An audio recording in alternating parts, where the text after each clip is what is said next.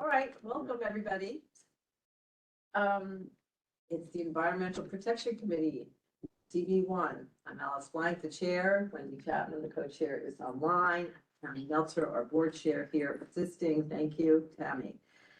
We have one item on the agenda, which is a big one, a very important one, which is the Lower Manhattan Coastal Resiliency Update. This looks at resiliency plans for the entire peninsula of Lower Manhattan, for all 10 of us here. Very, very critical to really review these carefully on behalf of the community, ask questions, which we now learned from Jordan Salinger, who is our representative from the Mayor's Office of Climate and Environmental Justice, to have these questions 2 times during the evening rather than saving them to the end. And you'll let us know when that's convenient for you.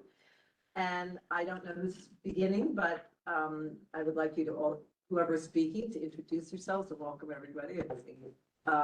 And describe what you're talking about, and then let us know when questions. So I'm looking at Diana Sweetie or Jordan. Start again. Terrific. So please, yeah, tell us who you are again, and You can have a seat at the table if Yeah. you like. Please. Okay. So we can see you. wherever you are, but you're speaking is, I do. yeah. Yeah. We've got it. Okay. So hi there, Jordan Salinger, Mayor's Office of Climate and Environmental Justice. I know many of you have been around with us for these LMCR updates in the past, but if you have not, this is the opportunity to talk about all of the work. It can be a bit jarring at moments because, as you'll see, a number of these projects are well into construction. Other efforts, notably the 5i Seaport Master Plan, is in kind of planning towards design. And so, it also has kind of a longer time horizon. So we'll do our best to kind of guide you through those projects. So as we get started, next slide. It's turned on. It should be, if you can face it towards the computer. Here, I think that's what be you. let me help you with that. Yeah, could you, I got you. could you get it to that? Oh, no. If you want me to, Could you- you want me to, here we go. Here we go. So as a reminder, the map I've seen 1,000 times, but it's important to kind of ground in the work across the district, and happy to kind of pause at the end and to kind of talk about any of these efforts. But here you see over $2.7 billion in capital investments across these projects. That's the BMCR project that was funded through HUD, and additional city capital, $350 million, advancing construction at the moment. Newest project, the Seaport Coastal Resilience Effort, $228 million. Essentially all city capital, kind of a smaller private investment in there. That broader geography, you see that kind of yellow portion there, that is the 5i Seaport Master Plan effort. We have an extended presentation on the work going on for that broader geography. Battery Coastal Resilience, a $200 million effort, all city dollars, that is in construction. And 2 projects that Battery Park City is currently leading. Their South project, which you know is also in construction, and Ensure Northwest effort. May need I gotcha. another. So you can see here, those top 3 projects I mentioned, all under construction. That's BMCR, the South Battery Park City Resiliency Project, and the Battery Coastal Resilience. The next tranche of projects, that Northwest effort that BPCA is leading, and the Seaport Coastal Resilience, advancing through design, and the 5i Seaport Master Plan, which, as we all know, is on a longer time horizon, but is of extreme importance, and we have some upcoming milestones that we really want to meet. Next slide.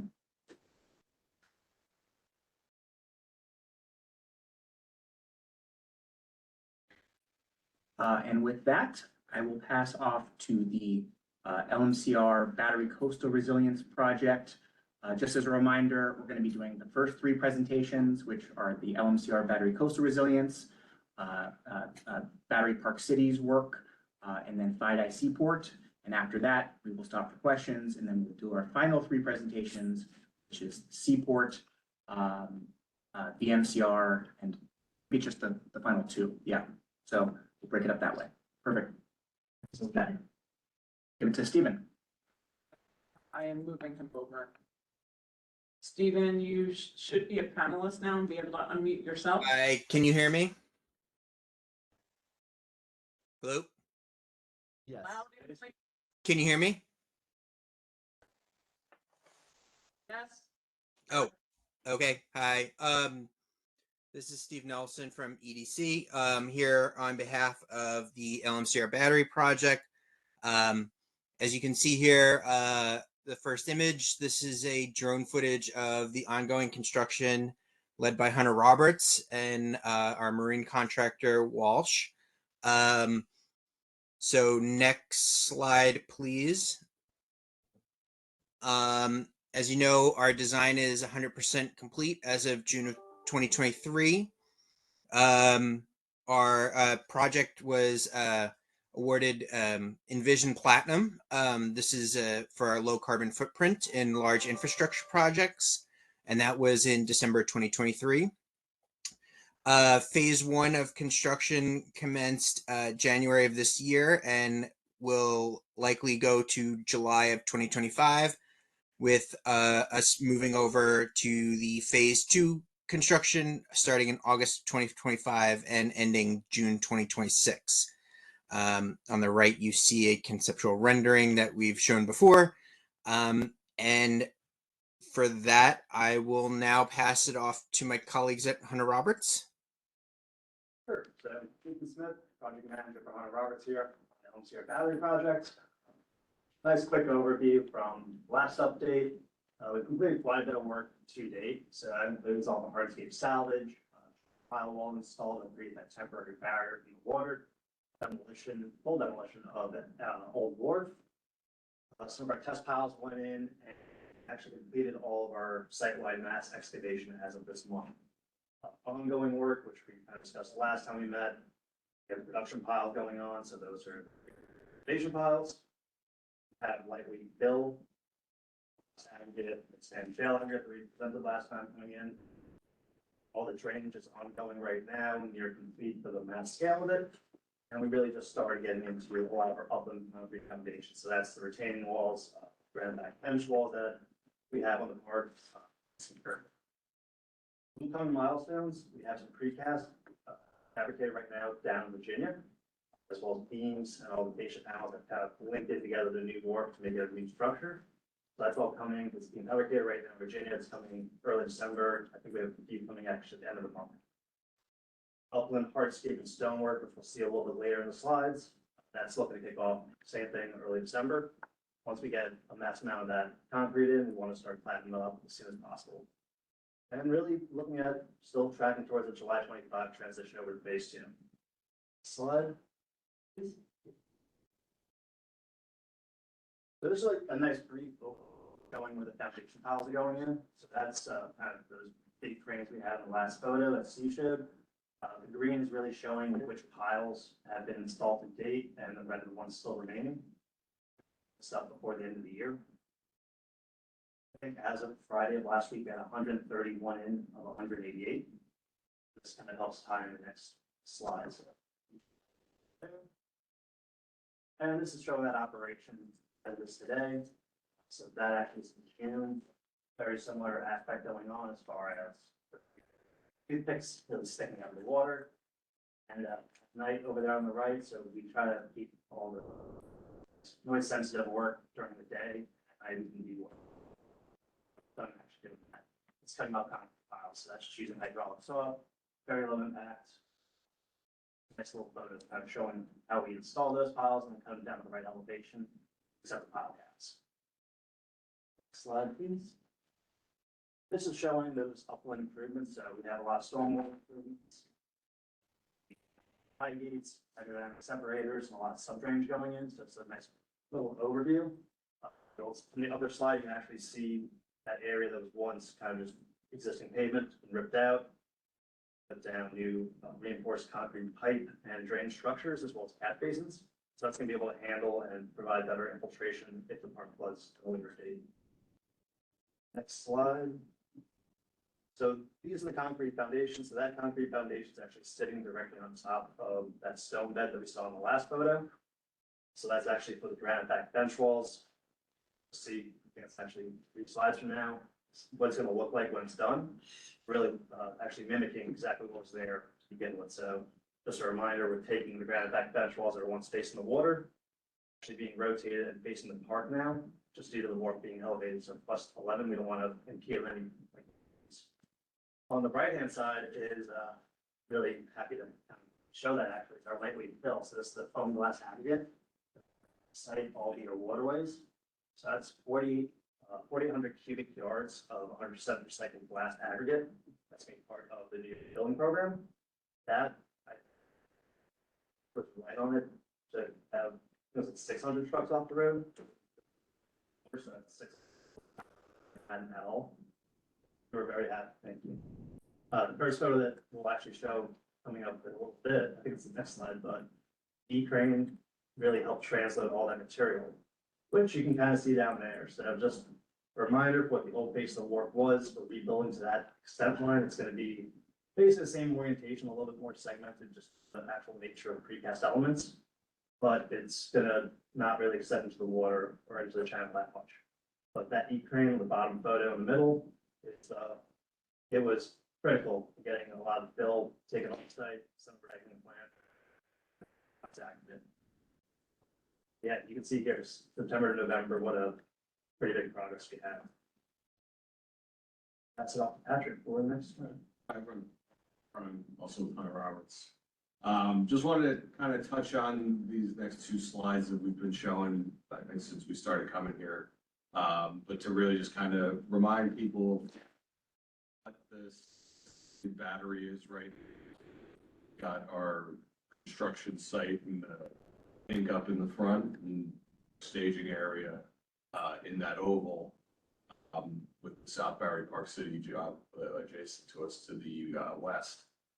But really, we just wanted to kind of point out that we're still keeping as much of the battery open, accessible to the public, the lawn's open.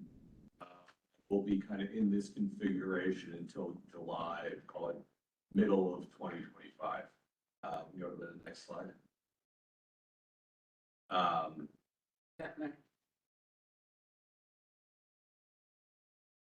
At this point, we are going to be switching over to our phase 2 work, where we are going to be turning over the phase 1 operations. For screening, will be back on the wharf. Ferry operations will be now operating off the new wharf, and we'll be focusing on our work around the View Restaurant and building a bridging structure over Ferry Tunnel. Turning over some more of the oval that we've been using for staging, but really come July 2025 through 2026, we should have a much more self. Go to the next slide. Just wanted to kind of touch on some of the stone mock-ups that we've been doing. So on the left here is actually going to be what the new waterfront of the wharf is. These are new granite pieces that are being cast into precast down in Virginia. Will be brought up by barge, kind of pointing on what Ethan said earlier, taking vehicles off the road in Manhattan, but also logistically actually being able to get something this size down in Manhattan. Some of those will be up to like 30 feet long. The second one, the middle picture there is our Stony Creek granite back bench walls. Those are going on the foundations Ethan mentioned earlier. This is all salvage material from the existing park. This is a dry lay of the stone just so we can get a final approval on joint spacing and everything. And then on the right here, we have what's the upper fascia, which is going to be sitting on the operator ledge of the wharf and the adjacent to the ramps where people will be accessing the boats. This is all going to be done with stone that's salvaged from the original waterfront cleaned, processed, and put back in place. So Kyle, our community liaison, online. Hey, everyone, can you hear me? Yes. Great. So hi, everyone. I am Kyle Beyer with CARP Strategies. I'm the community construction liaison for the Battery Coastal Resilience Project. So the most recent construction notice was published to the project website in August of this year, and the most recent newsletter was published in September 2024. The website is linked on the slide below. We're planning to publish our next newsletter in mid-December. If you'd like to be added to our mailing list, there's a link on the contact page of the project website that you can sign up. And if you have any questions, comments, or concerns, you can reach out to me via the email address here, info@batterycoastalresilience.com. Thank you. Is that it for you guys? That's it. Are we doing Q&A for this section? I don't think. We're gonna do Battery Park City, we're gonna do FIDI Seaport, and then after that, we're gonna do the first break for questions. if that's- Okay. Cool. Sure. So, Gwen, I'm not sure if it's you or we have folks on the line. Yeah, hi, everyone. Good to see you all tonight. It's been a little while. I'm Gwen Dawson. I'm the Senior Vice President, Design and Construction for our Battery Park City Authority. And here with me tonight is Kimberly Saul, our Assistant Vice President of Design. And on the line, I believe we have Claudia Filomena, Senior Director for Capital Projects. And Nick, I think, is also on the line, Vice They're all President there. of Communications and Public Affairs. I introduced them because I'm gonna go through a little update on the South Battery Park City project, but any specific questions about some portal, we're gonna be asking the folks, the other folks to jump in and answer those questions. Do we have They're all there. I'm not sure if the clickers, Clickers. May or may not work. maybe you solve it. Yeah.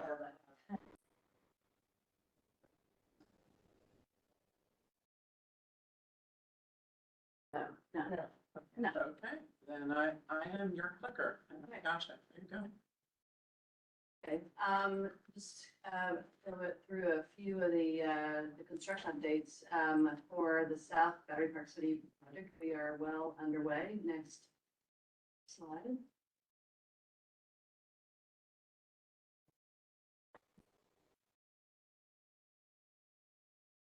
We have the wall and footing concrete south of the Museum of Jewish Heritage in progress. We can go through these fairly quickly, so you don't have to linger on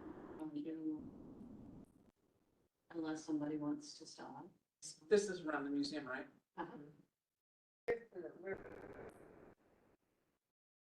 The site electrical work at Wagner Park. It's, in full progress. Can you tell us what we're looking at, Gwen, on each slide, just what, like blue? Oh, what are we looking at? That's conduit, electrical conduit going in. It will eventually be buried with low grade stuff. So we're still site work. We haven't kind of gotten of service level yet. We're still doing a lot of electrical work and putting in fill, starting to put in some soil. So it's coming together. There are a lot of layers. What's the circular piece? Circular? This one? Yeah. Yours. That is the formwork for. Yeah, it's gonna be. I'm just saying that while you're showing the slide, you might as well identify as much as Right. you know, just. Yeah.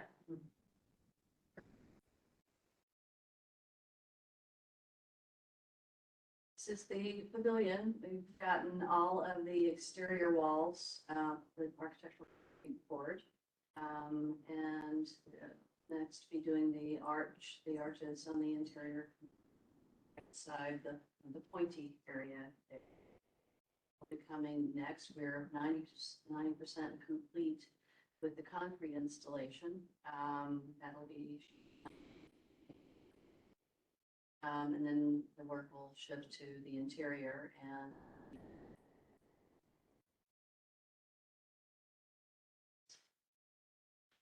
Sorry, just trying to match up when I'm looking at this to understand myself what numbers are to what's complete. So, Going back, the red areas for those exterior walls. Yeah, so in plan, almost everything's complete. So like Glenn was saying, it's the arches now, so the vaults. these, Almost all the walls are up, but you can see, you go down, Tammy, go straight down, those are not done yet. We're looking at a ground floor or Yeah. plan? Ground floor. so for example, where's that picture? That is taken inside, so if you're standing kind of in the middle. Back, Somewhere over here. yeah, you're down there.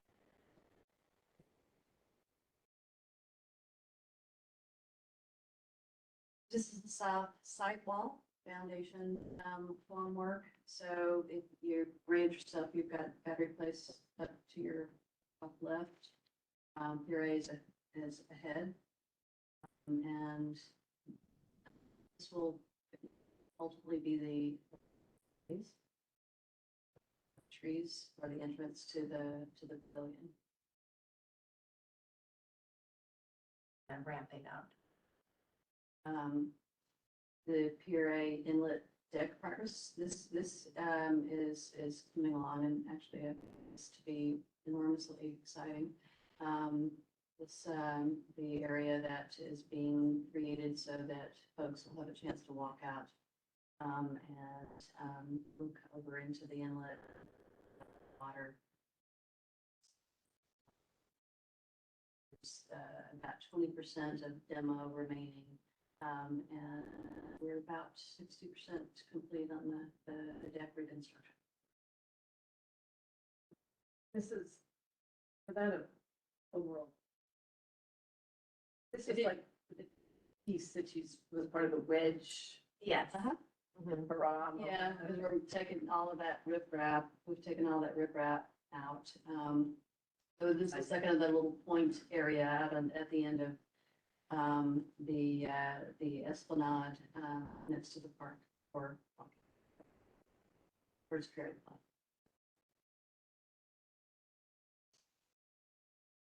This is the pile cap and stud welding progress. We are still very much in the ground for the area of the project that is what we call package 4, that includes the Puree Plaza, battery, all installation on the battery. There's an enormous amount of utility work here that has had to be addressed and relocated and worked around. A lot of progress is now being made. It's going a lot faster now that we've gotten through a lot of that. As I think you are aware, I mean, we are looking at completing the South project in a couple of different phases with Wagner Park area and the Museum of Jewish Heritage being completed in late spring of 25, and then that's related to the Puree Plaza and the battery will lag behind just a bit. So it'll be later in 25 when that part is substantially complete. Show us where we are, like, is it on that plan, is it the green that we're, I mean, what are we? Yeah, we're looking at one of the, I think the right-hand side, that green piece. We're going in tomorrow and finishing the last round of test piles, not test piles, of actual installing the piles, right next to the tunnel. Yeah, so on the plan, we will be going in, if you see the gap between the two greens. Yeah. We have our last batch of piles going in. Is that the Brooklyn Battery Tunnel? Yes.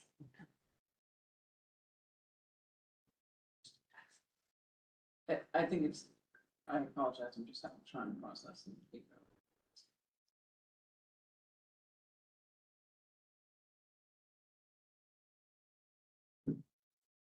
Yeah, I mean, obviously in the future, it's always great if you can just show on a plan of the whole, where the photograph is, so we sort of Yeah. get a sense. Yeah. A little hard to situate.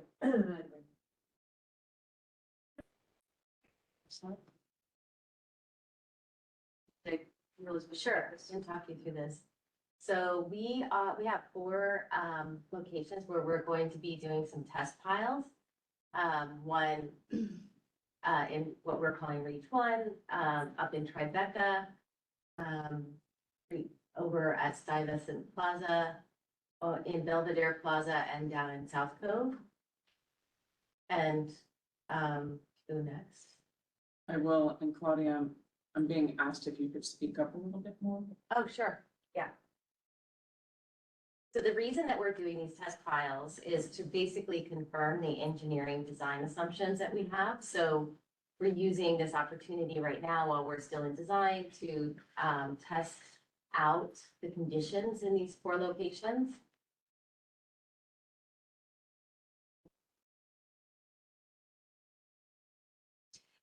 And just to add something there, one of the things that we are looking to verify is whether or not we have the same conditions, and if we have different conditions that have been assumed, whether or not we may be able to spread the spacing of the piles a little bit further from each other and have fewer piles and, of course, shorter period of construction associated with that, and the cost would be reduced. And does that preserve, sorry, no.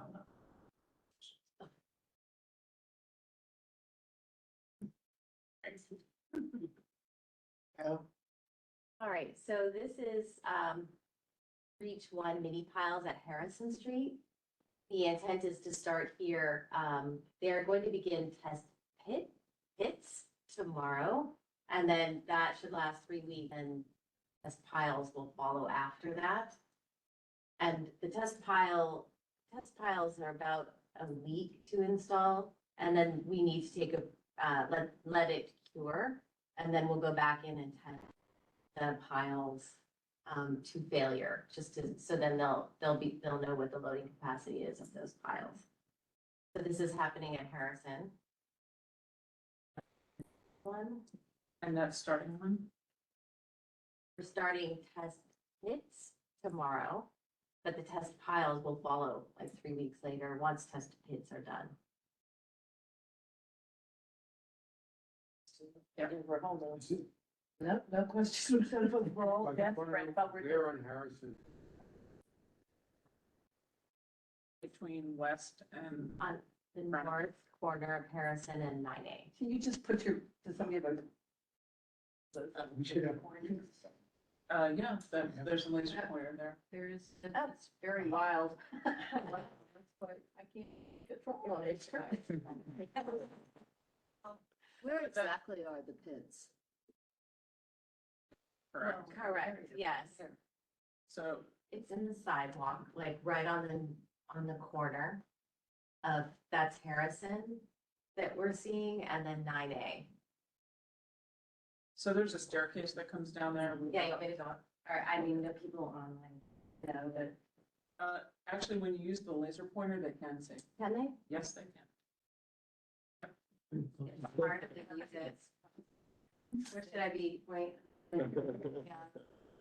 So a little here. Yep. Oh, almost there. I was going to say, I was just, we actually, I think I heard somebody, hi, it's Claudia, everyone.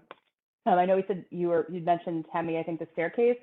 We're offset from that access staircase that's there. Right. Yeah, it's right, yes. So which dot is the pile? How many? At this location, we have 5 piles here, 5 mini piles. Are they all together in that? Yeah, they're all together in this. And what you're seeing on here is a construction barrier that will be put up, and the equipment will be within that. It will include sound barrier to help with sound, and then, piles are right there. And they're 13 inches in diameter, so, you know, they're pretty close together, but they are, How deep is it going? Oh, 80 to 90 feet. That's- right, we have to go all the way to the test. I'm sorry to interrupt. This is consequential development going on here. This is a very impactful little moment in your project for the, isn't it? I'm just surprised this is happening tomorrow. No, I got that wrong. So I do think we're gonna need to ask some questions before we get to the very end of whatever the next is, because I think there's enough questions.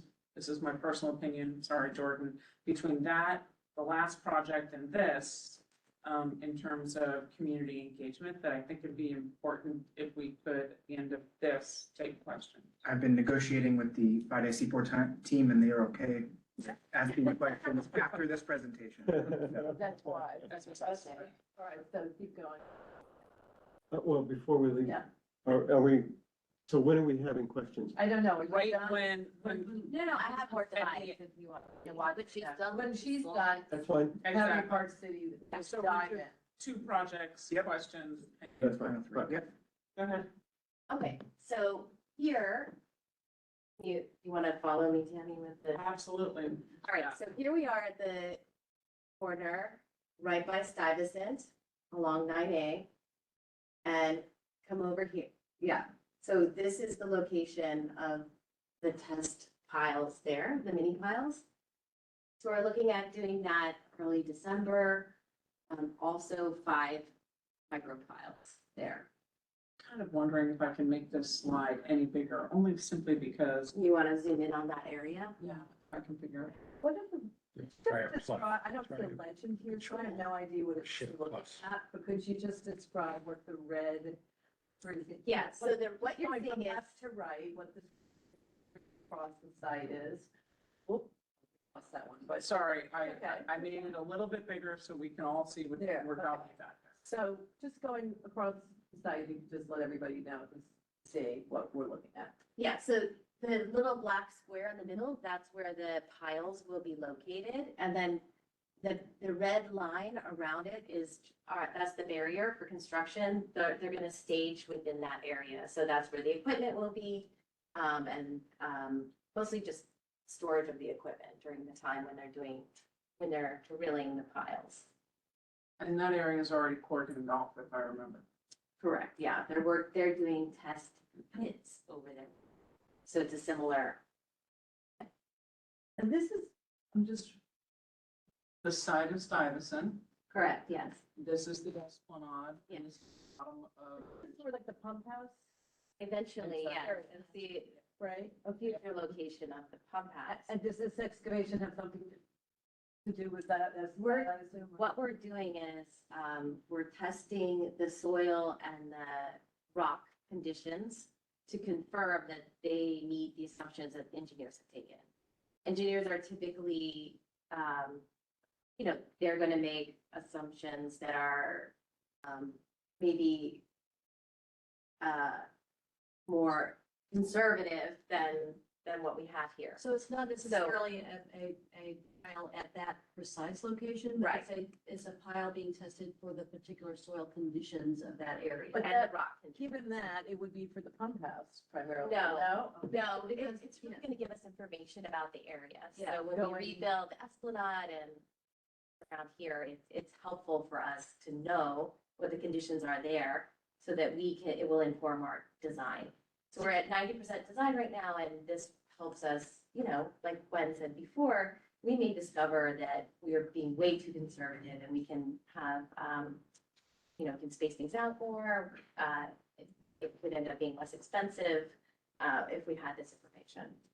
Wait, can you just finish showing us the symbols? What's this red strip? They've overlaid this on a drawing that has nothing to do with what's happening over here, so. I Tell me. think- Well, what was it? Is it where the well gates are going? I mean. Claudia, do you know? I'm sorry, I could not hear the question. Could somebody repeat the question? It was like a little fuzzy. Maybe someone was not close to your microphone, so I apologize. Red is red. Yeah, that's it, overhead. That's the Tribeca Bridge. Yeah, okay. Okay. That's the footprint of the Tribeca Bridge. Yeah, And the strike and there, then these are, they're looking at using this area for parking and for staging. And there is a diversion of the bike lane on this, so like what looks like it's sort of in the lane right here. You see this crosshatch? There is a temporary diversion of the bike lane there, which we coordinated with City State DOT and with Hudson River Park. how are they getting back into the boat? How are they getting out to that area and back to that area? Because there's no, unless you're breaking apart the bike lane, you don't have an entrance and exit to that space? I would have to check the MPT, Tammy. If I can get back to you, like they do have a plan for it, but I don't have the precise details at my fingertips. So if you wouldn't mind getting back to you, I can get you something tomorrow on that, if that's helpful. So is it the same as what I experienced? I went by on Tuesday last week, where you come down the bike lane and it's diverted in towards Stuyvesant, not into the road. That's the way the bike lane was diverted on Tuesday last week. Right, Sarah? And then it goes back out onto the bike lane. And then it goes back Go out back onto out the into the bike. bike lane.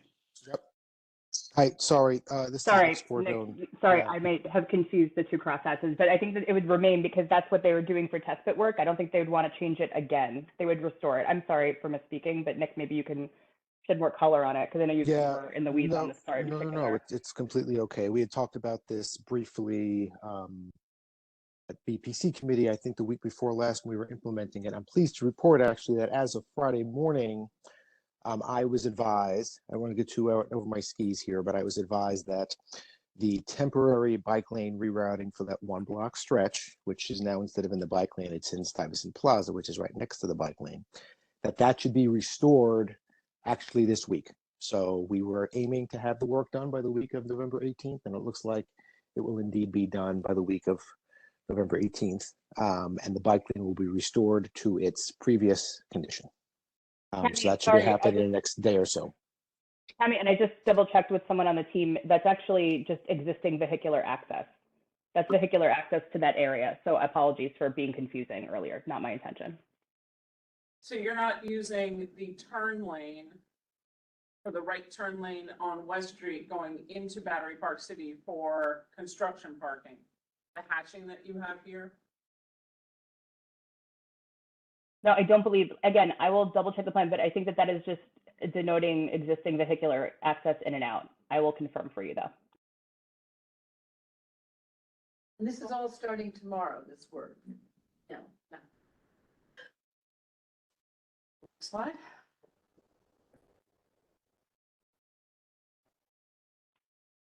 The test pit work at Stuyvesant has been ongoing. And this work has been ongoing for, I think, approximately about 2 weeks, possibly longer. So this work is already happening. The test pile work at this location is happening in December. And you had this presented, Jeff, in your committee, is that what I'm learning? I'm sorry, I wasn't. Not paying in this attention. kind of detail, no. Oh, so this is the first anybody's hearing of this particular phase of the project. Okay. So just the test pile work, is it gonna take up any more space than the test? Work. It's, I mean, we can see what's there, my question, you can look at right now and see what's there, and I guess the Yeah, question is. it's a very similar sort of staging. Right. It will be moved slightly because of the location, the exact location of the test piles. Okay. This is location This is- 4? Yeah, so this is down in South Cove at the end of Third Place. Again, we have 5 mini piles down here. And the red line is the construction fence that has sound absorption on it. And then you can see in the middle where this black area, the black square is where we're going to be doing the actual test piles. And we're looking at this mid-December start with this one. Could you say what's the difference, what's a mini pile versus a test pile? they are test piles, and we're just, the type is a mini pile. So They're test pile, the variety is a mini. Right. They're test piles because they're being used to test the structure. It's mini based on its dimension of 13. Yes, yeah, it's what they're called, and it's what we will eventually have in the project. And so Sometimes they're called line. So then the difference between reaction pile and test pile. notes on that. I can get you the exact, I need my engineers for the difference. And the between- Are there any of the engineers online? The test pile is what's actually being tested to determine the capacities of the pile in the soil. The reaction piles are usually there to either provide a mechanism of applying a load, holding like a dead load to be able to use a jack or mechanism to apply a load. Thank you. Thank you. Yes, but they're all part of the testing program that we're doing. So is there some sense of how people get around here that's being offered up to the public in that area? During this period?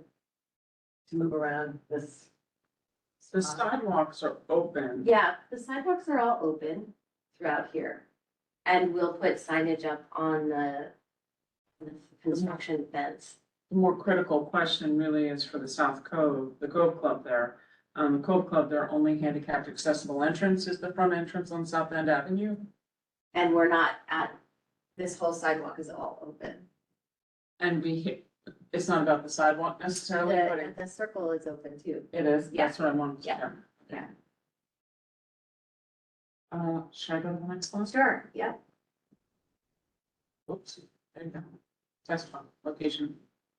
So this is at Belvedere Plaza. Again, the red line is representing the perimeter of the construction fence. And then you can see the test pile location is within the square, rectangular area. And they'll be coming in off of North End Avenue. What are the dark red rectangles?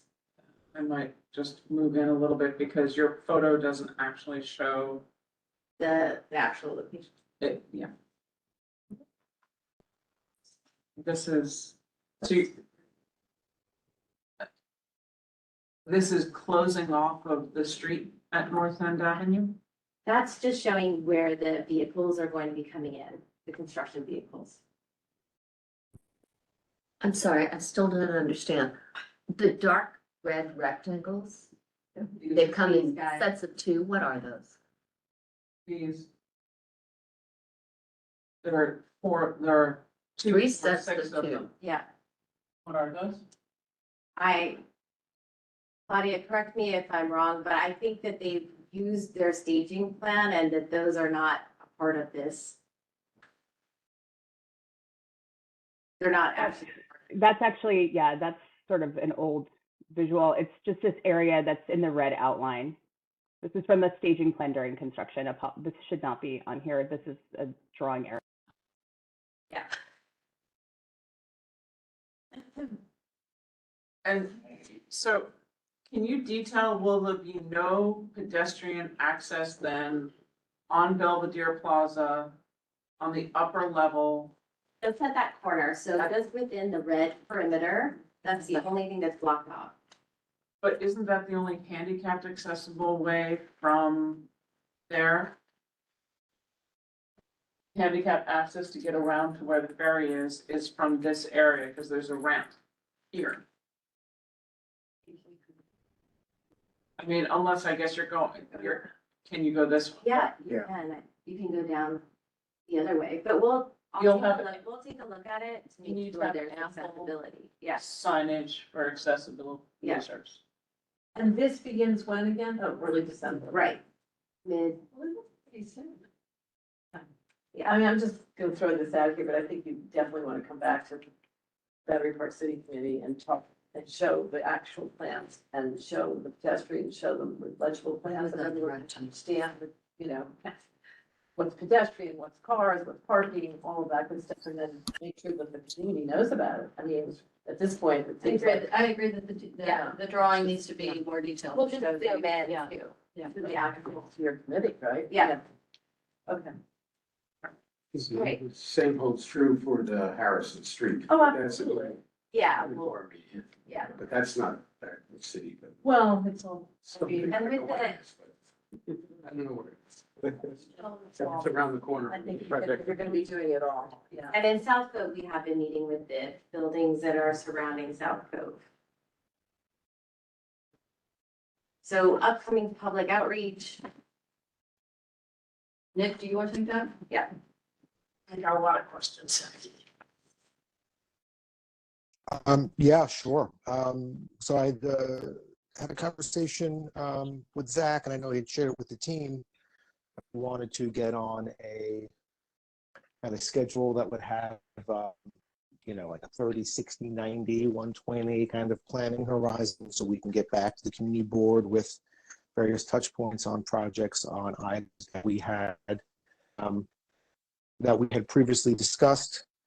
So we have kind of put a tentative schedule together through April. I mean that after April, we won't be back to the community board. We just wanted to make sure that we had some touch points between now and then, again, that we had identified. So this evening is obviously the LMCR quarterly update. In January, we will look to be back to the community board in the former shape that you guys determine. It might be a joint meeting, however, Zach and Tammy and Alice, you guys want to work it through, and Jeff, but we want to be back to talk about the issued final environmental impact statement and questions you guys may have. We can provide a summary there and answer questions you may have. February or March, I'm going to defer to Jordan on that one, but that's when the next LMCR quarterly would be. So if it's in February, we do the March in March. If it's in March, we would shift up the open space opportunities discussion to that date. But we had previously discussed wanting to have a more fulsome conversation with the community and the community board about potential open space opportunities during construction of the Northwest, and opportunities we might explore together to have some either additional or kind of supplementary green space and open space for the community. And then in April, once the weather hopefully knock on wood gets a little nicer, this is one of Alice's favorites. We had wanted to try to get together and get some pre-construction site tours on the books for you all, similar to what we did before construction started on the South Battery Park City Resiliency Project. So if the weather plays along, we would look to try to do that in the early spring timeframe. Nick, what I don't see in any of these slides about the public outreach, and one of my major concerns, and at every slide that you're talking about pile driving. We're drilling. Drilling. It's good, Tammy, because there is no pile driving. It's pile drilling, but go ahead. Okay, at every point for drilling, there was no notification that I saw on any slide about outreach. You're at BMCC, you're across the street from the historic townhouses. So what public outreach and notification specific does the school know that you're going to be doing drilling just outside? Because these are things, all the schools, BMCC, everybody's in session through until almost Christmas. So this will be happening while kids are in classroom. There's testing going on. There's all kinds of other things. So I've got some real concerns about the communication that we have not seen anything about. So how are you communicating to the stakeholders who have a direct impact for noise, for dust particles, for everything else that goes with drilling? We have are met, go oh, ahead. sorry. Yeah, I was going to say, we have been meeting and coordinating with both BMCC and Stuyvesant High School on this work, both for Stuyvesant, you know, with the test pit work that happened before this, but as we move into this, this test pile work. And we've also been communicating and coordinating with BMCC about the location of the test pile work adjacent to their property. As Nick mentioned, we've also been doing outreach and we'll continue outreach to the buildings in the South Cove area, just to give them more detail and let them know what to expect. So that outreach has been ongoing. As What we about sort of map outreach? out, sorry, go ahead. Turning it up to the Harrison Street construction site, what about outreach to IPN and the historic buildings? Has that occurred? Or what's the plan for that? And that's to be in tomorrow, I understand? or this No, week? no. I'm sorry, guys. There's a confusion here with the terms. My apologies if we were not clear. What is starting tomorrow in these particular stretches is the stuff that has been going on for now almost 2 years with respect to this project, which is the site. It's the site testing. It's the stuff that we saw happening by Esplanade Plaza and in Pump House Park. It's not the test pile. It's the test sites. It's a smaller, not especially noisome project that we have seen been going on throughout the neighborhood for 2 years. The work starting in November and December is the preliminary test pile work, which is, a number of weeks or a month out. And that is why now, through our outreach to the buildings, to the educational institutions, to BMCC, to IPN, to the residential buildings, and here tonight at the community board, we are beginning to socialize that this is what you can expect to see when you see it. That work as well, and Kim, perhaps you can elucidate this a little bit more. That work is also not terribly noisy, but it's not nothing. And as we engage in what is going to be a very long construction process, we want to make sure that every step of the way, we're letting buildings know what they're seeing, why they're seeing it, what it's for, and what the impacts will be. This test piling should not be especially noisy, but it will be able to be heard. And we want to make sure that when buildings see this work happening outside the windows and hear it, again, not teeth chattering, but noticeable, that they understand why it's happening and what it's for and how long it will be. So that is the process that we are engaging in with you this evening.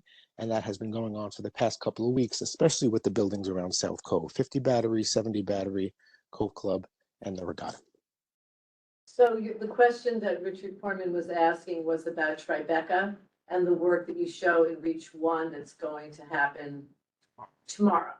And this is the first, and Richard and I live in this neighborhood and happen to follow it, as has John and a number of other people in this room and online, I'm sure. And if I'm not mistaken, no one has heard about this. So I would say, I'm not sure what to say. I mean, basically it's happening and nobody knows about it. There hasn't been one local paper that's indicated this as upcoming work that's being done in their backyards. It just seems odd to me. Is there a reason why the community doesn't know about it until the day before? Am I missing something? The test files are not happening tomorrow. No. There's 3 weeks worth of test pits, is that what you're saying? Test pits, yes. But does the test pits have any construction aspect to them? I mean, I don't know. Well, they've been randomly going on for. Yeah, for years now. years. About 2 years or so. So you're satisfied with this For the outreach? test pit stuff. It's- Yeah, I mean, It's if pretty they're, honest. Yeah.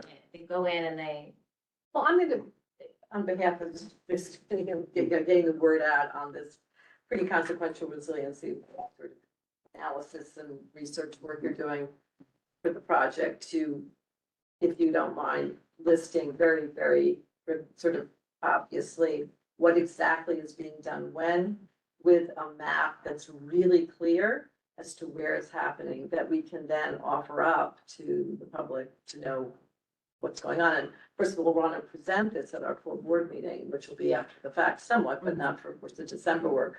So it's really critical just to give us some documentation that's crystal clear. yeah, it's Kind something of, of a clear of the construction fence, because that's what's going to really that's what. disrupt. We didn't I know mean, the what was noise will happening. disrupt. Showing where the pedestrians are going and where the Yeah. cars are going, and I think you'll pick it up in your committee, but I would like it to be something that's sent to Zach and to the board, so we have something to go with here and quickly get it out to people. John? Yeah, to stay in the communication part of it, I'm active in the tenant association, I'm active in the community board on this issue. I live in Independence Plaza. We have a newsletter. You can give it to us. We can put it out. I have heard nothing of this. And so, we want good public relations. We're gonna look out our windows, we're gonna say, what is this? And I'd like you guys to be printing something out, saying this is what it is. The management company also has a newsletter that they put out periodically. And they're willing to, communicate this. So I think what we were talking about is communication. Oh, I hear you, it's like the same old, but there's something going on, there's noise going on, there's dust going on, and people need to be notified, and you haven't done it, and I want you to do it. But I guess that point's been pretty clearly made. Yeah, I appreciate the feedback, and I think it's a point we'll take, and I know that as Nick and Claudia and Kimberly have pointed out, there's been an effort to have outreach to the buildings that are most closely affected by this work, so there has been that outreach. But I do appreciate the desire to have a broader distribution of this information in the neighborhood, and I completely agree with the desire to make the map clearer, so that it's very clear what's happening, where it's happening, and how the pedestrian circulation will continue. So we can provide that follow-up, and I appreciate the ability to get it out in the newsletter, and I appreciate your help. That's great. And if we could get that before the full board, a few days, like by the end of this week or the beginning of next week, with the map and the list, and it's really, really crystal clear. It's really not, let me just ask you, is Hudson River Park on your list of people that should know about this? So they're aware of this and have been working with you on this? We're actually meeting with them tomorrow. Is tomorrow the first time they're hearing of this, or you? No. Okay. No. Okay, well, you. No. I mean, not the project, I meant this particular thing that we're learning about today, they've known previously, the test pit. But we've just seen. It's, yes, I can answer for the advisory council because the trust presented on that. Okay. But it's south, it's not on Hudson River Park Trust property. Everything that's being done is just south of the property line, and egress has been guaranteed for bicycles, and pedestrians, so. So the River Park Trust is satisfied with whatever exchange they've had. Okay, one or two more on if anyone wants to add to the discussion on communication and what should be presented and provided, which trust is it's already it's very nicely agreeing to do. Yeah, Vera. No, I just had a question. All the pilings that you have done thus far in that area that you were describing, have there been any issues with any of the buildings or structures nearby, like the museum? They haven't done the piles yet. I thought they did. Down in the south.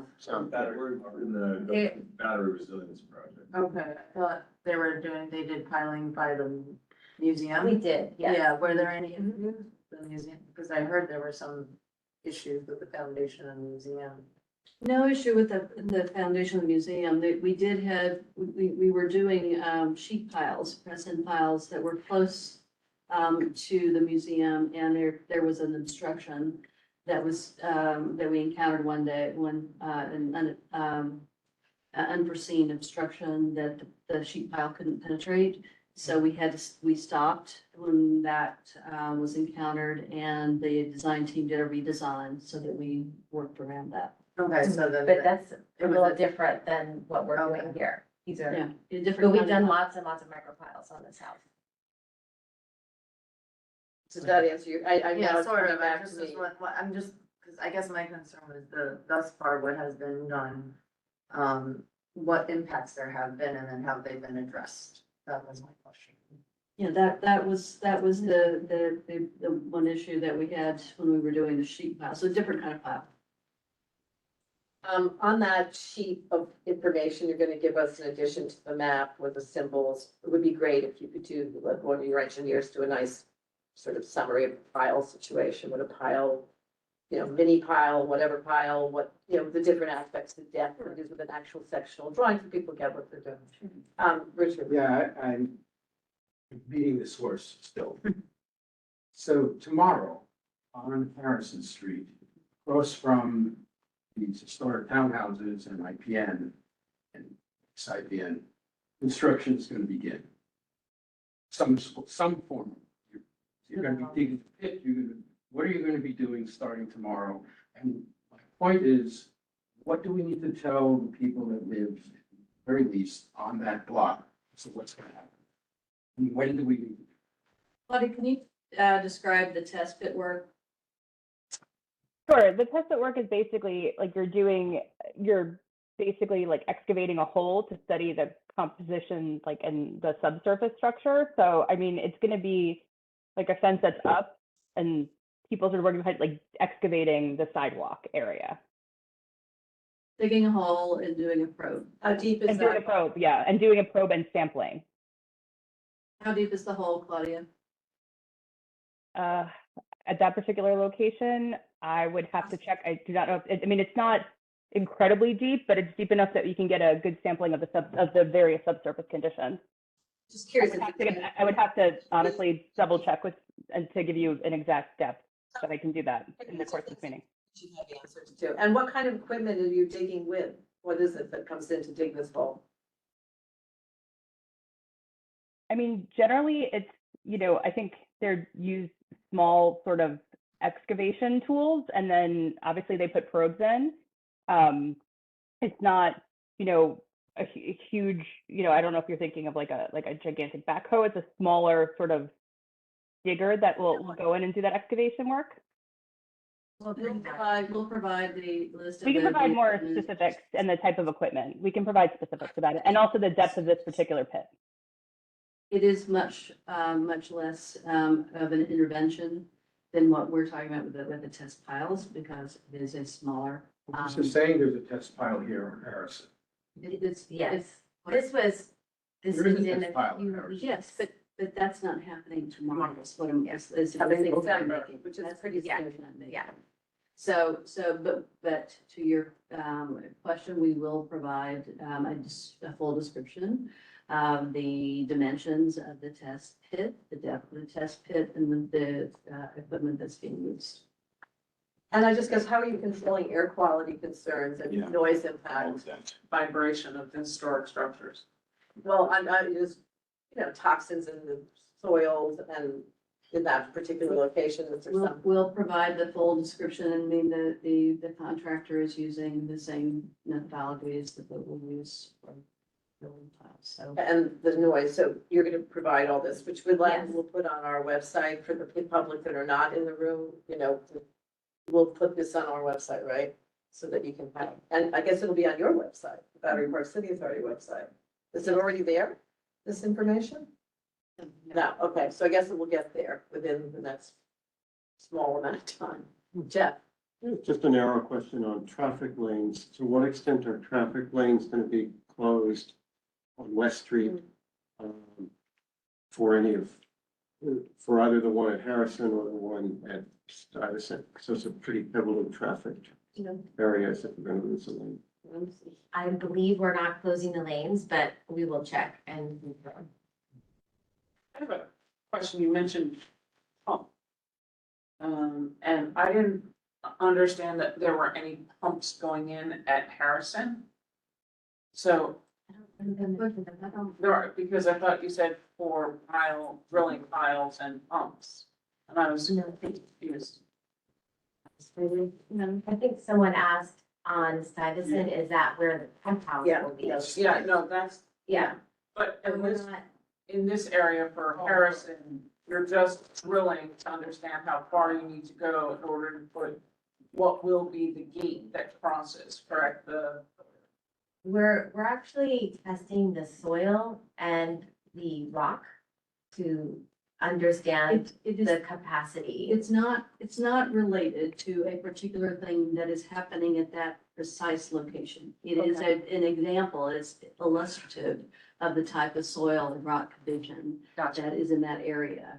Yeah. What you're doing, will that assist or absolutely be definitive in your identifying what kind of deployable gate will go across kind of thing? That is not related. At all. So this is something different, something else will go on for that. Right, this is more related to the foundation for the flood barrier system itself, like walls and. That's helpful to hear. I think that's what Yeah. everyone wants to find, figure out what is it for. Okay. Other questions?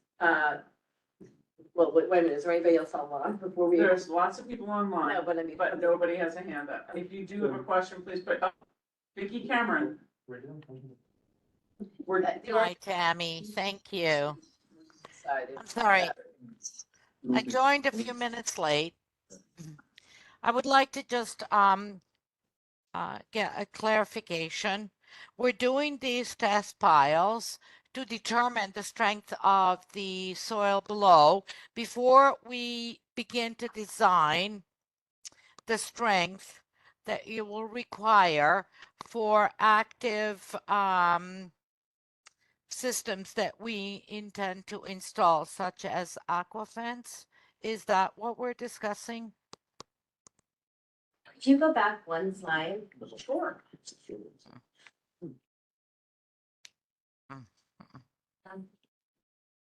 That's the one? Yeah, this just is, it's an overview of why we're doing this testing. So we're confirming the geotechnical and engineering assumptions. The capacity, the loading capacity for the rock, the soils and Okay. for. Terrific. So Okay. I wanted to add a little bit of wisdom, having just completed a sandy recovery and resiliency project in Coney Island, which has a similar makeup. And I wanted to say this in advance, that based on your discovery of the strength of the soil and the test piles, we determined on our project that a 12-inch deep, heavily reinforced slab was required to keep the Aquafence, for example, if we're using in place as the lateral forces hit. One of the unintended consequences that we realized during construction 8 years later was that a 12-inch slab, heavily reinforced, will crack wherever the forces require. So if we have a plaza anywhere, please keep in mind that enormous amount of cracks will be visible that are not structural, but will be an eyesore to the community. I just wanted this to be brought up now because we discovered this 8 years later, and I just wanted us to know that in advance. Thank you. Thank you, Vicki. Okay, any other questions? Because we do have to move things along on the Northwest Battery Park City. Remember, we are taking questions now for Northwest Battery Park City, South Battery Park City, and the battery. Battery So- work. Battery Works. So just let's keep it in Battery Park City for right now. So anything on South Battery Park City? Anybody? You're good. When you're looking at the piles and doing potentially less piles, does that necessarily look at the opportunity to have more open, less walls if you're putting in less piles? Because one of the greatest conversations that we've had over the course of time was it's needed to be able to do things, but you're losing a lot of sense of place without being able to know that, you know, where the water is to geolocate where you are when walking. It doesn't really impact the surface expression of the walls, as we're talking about the foundations and the piles themselves. So it would be the same length of flood barrier, but perhaps there would be 6 piles as opposed to 8 that would be able to support those piles and give it enough strength, but it would not change the, what we learned from this process would not change the type of wall or the length of the wall. Correct. And then my And it's last, also the foundation for the platforms, platforms that we're rebuilding. and then my last question is, in all the locations, once you start doing drilling, would be a request not to do nights and weekends. Not to file for those variances, it's a strange kind of thing. you know, it's one thing if you're drilling till maybe 7 o'clock at night or 6 o'clock at night. It's another thing drilling till 10, 11. And I do hear a lot from the people who work from home these days. There's a lot of drilling throughout the entire neighborhood. So having some sensitivity, some sense of noise, the greatest amount of noise mitigation would be really helpful. Not that delays the project because we don't want to have it longer, but balance is super important. And then my last questions are for the work team, so. Okay. One more for me, and I know it's speculation, but you mentioned that engineers might be conservative. What if they're not conservative enough? And We'll find That's out. what we'll also find out. are there financial implications that could be problematic to the project? If- If we were to discover, I mean, let me start by saying our engineers' assumptions have been quite conservative. They're quite conservative, just so that we avoid just that kind of a situation. So what we are anticipating is that we will be, this testing will either confirm the assumptions or will reveal to us that maybe the assumptions have been a little bit too conservative. We don't anticipate that we will find out that they weren't conservative enough, but this will give us that chance in the event that that has happened, we'll know. And we know it now instead of during construction, so it is better to know before you go out to bid. I did have 2 follow-ups. One was, one of the exciting aspects of the South Battery Park City.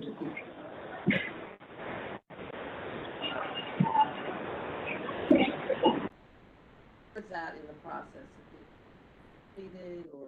Cistern is in. Yep. Cistern is The in. cistern is in. Yep, it's very, It would be great if you had some, oh, so we can't see it. we can't see it. But what was the scale of that? How big was that tank? Remember the gallons?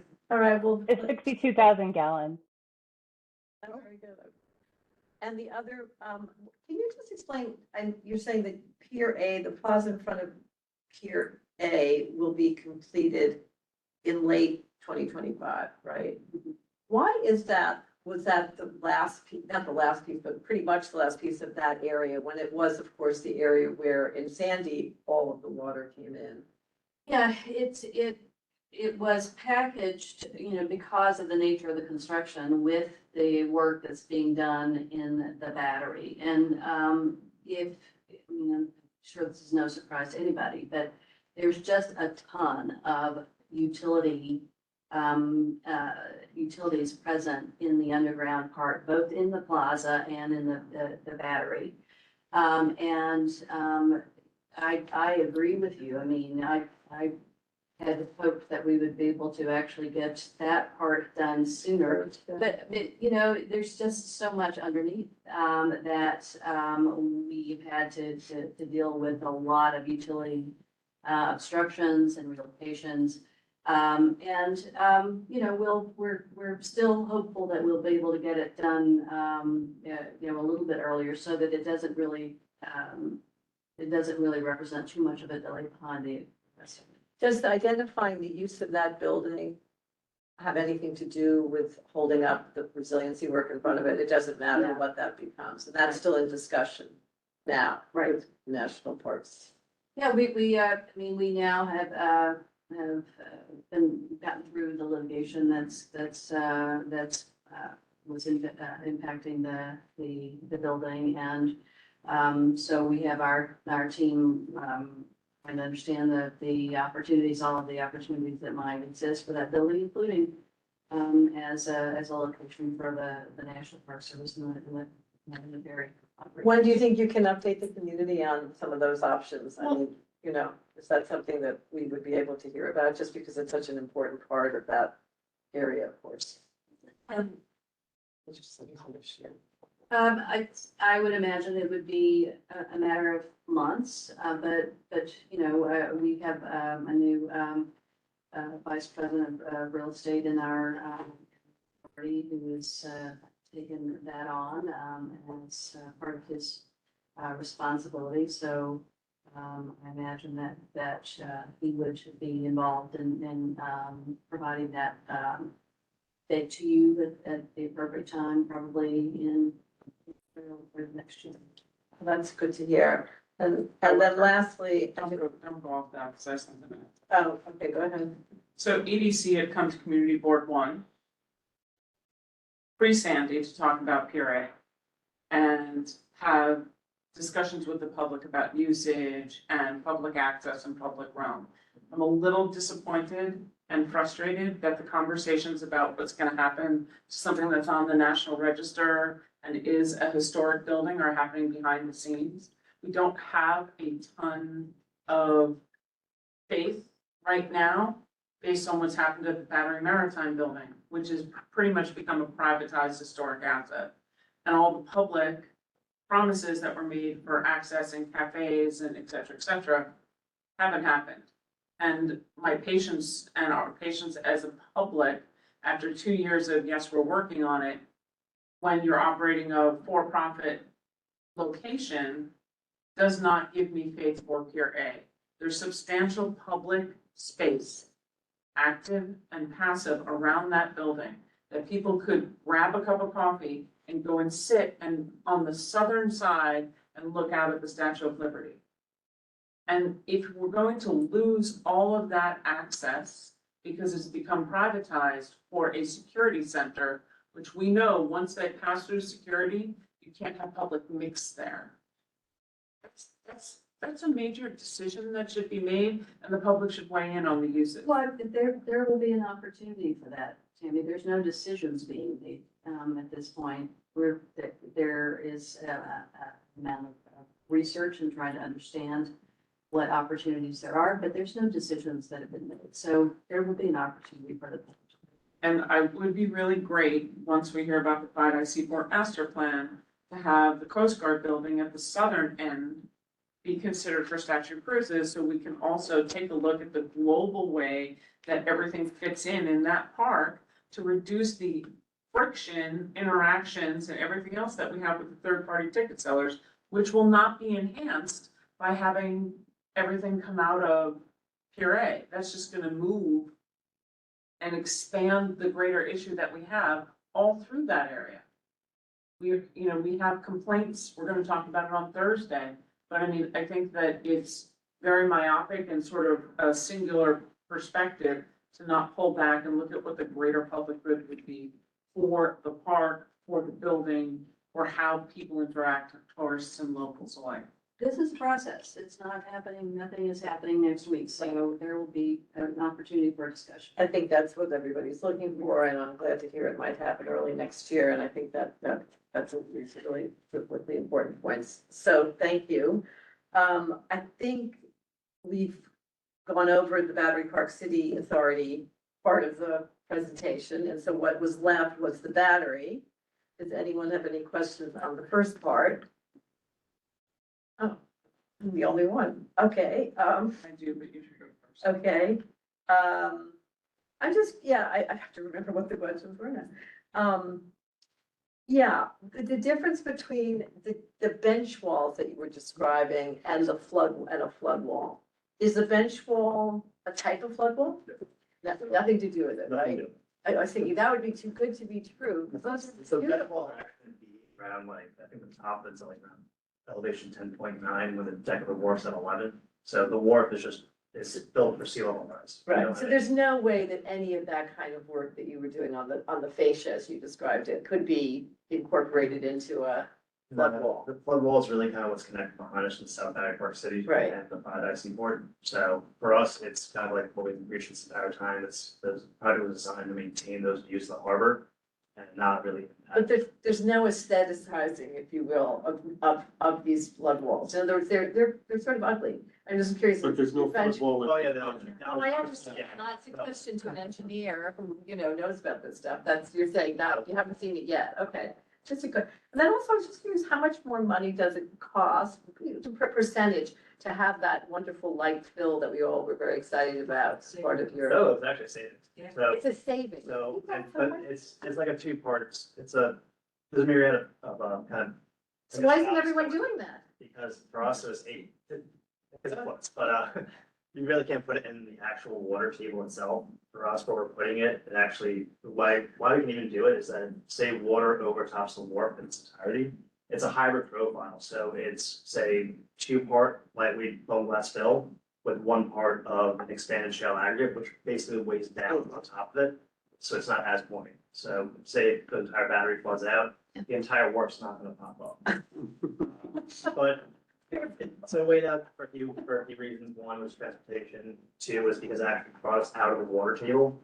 So we didn't have to de-water as much, less excavation depth. So there were just quite a few different areas where it was beneficial. It's really fascinating, yeah. We'll bring in some samples next time. I saw them, we saw them. I have it in by your house. I was gonna bring the GFRP glass fiber reinforcement, but you don't really want to use your hands. You need more glass. Brought samples once, I have one on my desk. I didn't All right. bring any more. So, I think, I don't have any more questions, I don't know if anyone else does, but, you know, that would allow you to be released. I think Tammy has to. Oh, did you? I just wanted to say thank you for the recycled materials. I think that one of the conversations that I want to highlight for the Battery Park City Authority, and not throwing shade on you, but is when we hear all of the reuse, the adaptive reuse of the stone and the beautiful work that they're doing, really makes me come back to the conversations that we have with the Battery Park City Authority about how to adaptively reuse all that beautiful stonework that's gonna be taken apart. Yes, Yeah. we are. A lot of We- salvage work. They're almost all salvage and replace in kind. And I know Battery Park City Authority said they're gonna work on it and do the best they can. It's really impressive when you hear kind of the focus on that. So I'm not throwing shade, I'm just saying that that's a great lead-in for resiliency and reuse, so thank you. We also, if we could reuse it on the park, we actually had to transport to another pier that we're working on, BBC's working on. So some of the bollards and the anchors they couldn't use, but we're bringing them to another front. And it's also one thing that, I know we're all, like, there's quite a few companies ourselves, other CMs that are working with the city and other agencies as far as siting locations to bring, say, if you have excess fill on a site that meets a certain, like environmental requirement, you can bring it over there. So it's definitely something that's not behind the scenes, it's pretty public, circular design construction.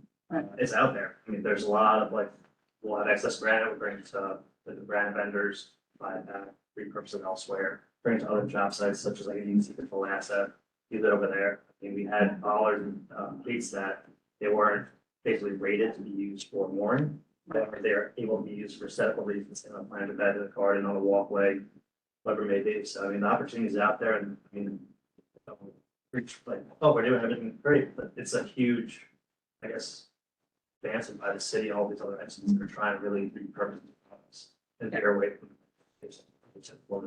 get rid of the stuff. And sometimes I always think it might be hard because you're the Battery Park City Authority and not necessarily in that same circuit. Of city, but it would be awesome if we could do that circuit. Yeah, we have a salvage yard in New Jersey for the South Project, and we are reusing quite a bit of the wood and granite that we salvaged there. And then whatever we're not using, our Northwest team is looking at the leftovers for that project, and then also thinking about how we salvage some of the pink granite that we have on the Northwest. But always, And always interested in benches, knowing, yeah. know how we can Yeah. get more. Right next door with it. Yeah. And then All right, for the okay. work, my last comment for the work team is, I'd love to see a little bit more detail about how the most southern tip connects into the walkway and the vehicular access to where the Coast Guard site is. Because if there is ever an opportunity to be able to turn the Coast Guard site into the security center for statue cruises, thus freeing up more parkland and more public space, that would be a win-win-win for everybody. Not necessarily for you guys. And for for you, residents, not necessarily the public as well. Yeah, but I mean, it's just for the Yeah. street Certainly, vendors. certainly something to look at, Yeah. absolutely. All right, I think we're gonna be moving on with an hour down, and no, hour and a half rather, so.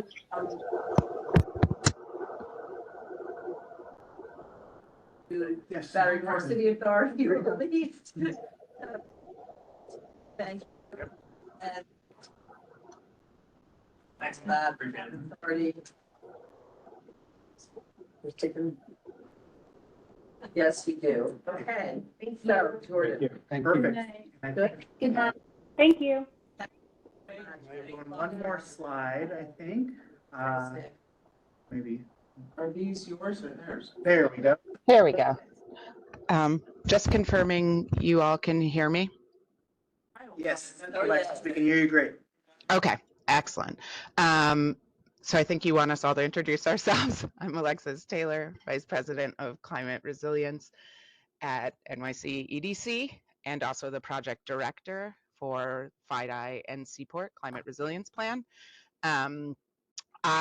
You just have me tonight because if you go to the next slide, we've decided to really focus this presentation not on design updates or engineering updates, of which we do have quite a few, but to really focus in on providing an update on where we all are in the overall project timeline, discuss federal funding scenarios, and also discuss the path to implementation, which includes how we're thinking about the project's costs. Unlike the other LMCR projects, which all gave terrific updates, all the projects are in advanced phases of design and construction. FIDI's Seaport is not fully funded beyond this current phase of design. And so I want to speak a little bit about where we are now, what the status is, and our plan to make sure that the project continues to be funded so that we can get to construction. All right, next slide. Oh, I'm sorry, will you go back one, Jordan? I did just want to mention, although we're not focusing on design tonight, we do plan to have a workshop that is specifically focused on the Southern tie-in in January. And so we will be reaching out, of course, to CB1, our CCLM members and other stakeholders in that area to attend that workshop. It's similar to other workshops that we've had in previous phases that focus either on specific geographies or on a work stream such as maritime work stream or energy and sustainability. So stay tuned. We're selecting a date for that in January, and we'll work around kind of CB1 dates for availability. And Alexis, you want to describe the geography for those that aren't familiar with the Yeah, so the Southern tie-in is basically everything from the Coast Guard site where we have determined an alignment, south and west, how we tie in back into high ground, which the highest point that we need to tie back into is actually at about Bowling Green, or an elevation around Bowling Green, but we have not determined the alignment yet. And so that's a significant piece of work that we need to advance in the next year as part of this contract. Great. Awesome. So next slide, in terms of project timeline, you all have seen, if you go ahead, is it advancing? Jordan. Yeah, you all have seen this before. I added a red line just to indicate kind of where our current funding for the project will bring us to. So we are going to advance the project. We are funded to advance the project through 30% design of the base infrastructure. So that means that we will have a final alignment for the coastal flood defense. We'll know what our in-water footprint is, and we will bring everything else in terms of programming, open space, any pump station, drainage, or other small facilities to a 10% design, and that will wrap up in 2025, probably Q3 2025. Beyond that, what we really need to do, because that stage of work will set us up in order to begin environmental review and permitting and approvals. That environmental review, permitting, and approvals is another 2.5 years. But it's really important that we continue to fund that work so that we can get to construction starting in 2029, 2030. And I'll speak a little bit later about why sticking to that timeline is very important to kind of our overall costs and budget. Next slide. This is just another example of, we refer to it in phases for those who've been following along. The master plan phase was phase 1 through 4. We're currently just now entering phase 7, which will take us through fall of 2025. And that's where we're advancing all the technical studies and engineering for the flood protection, while also advancing our access and green spaces. And then I also mentioned drainage and the pump station.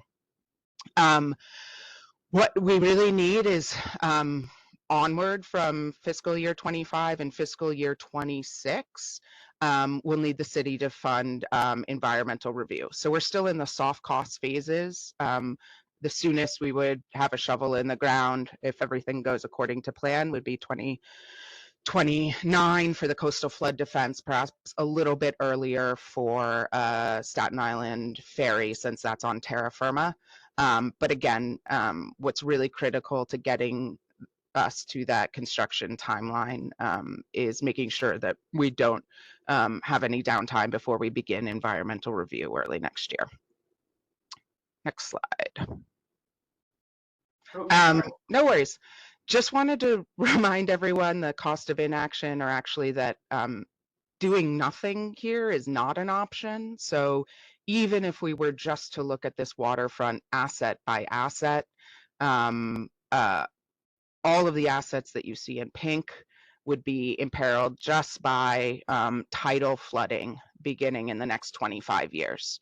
So we always say that, you know, doing nothing is actually, you would still need to invest in all of these assets just to future-proof them against sea level rise.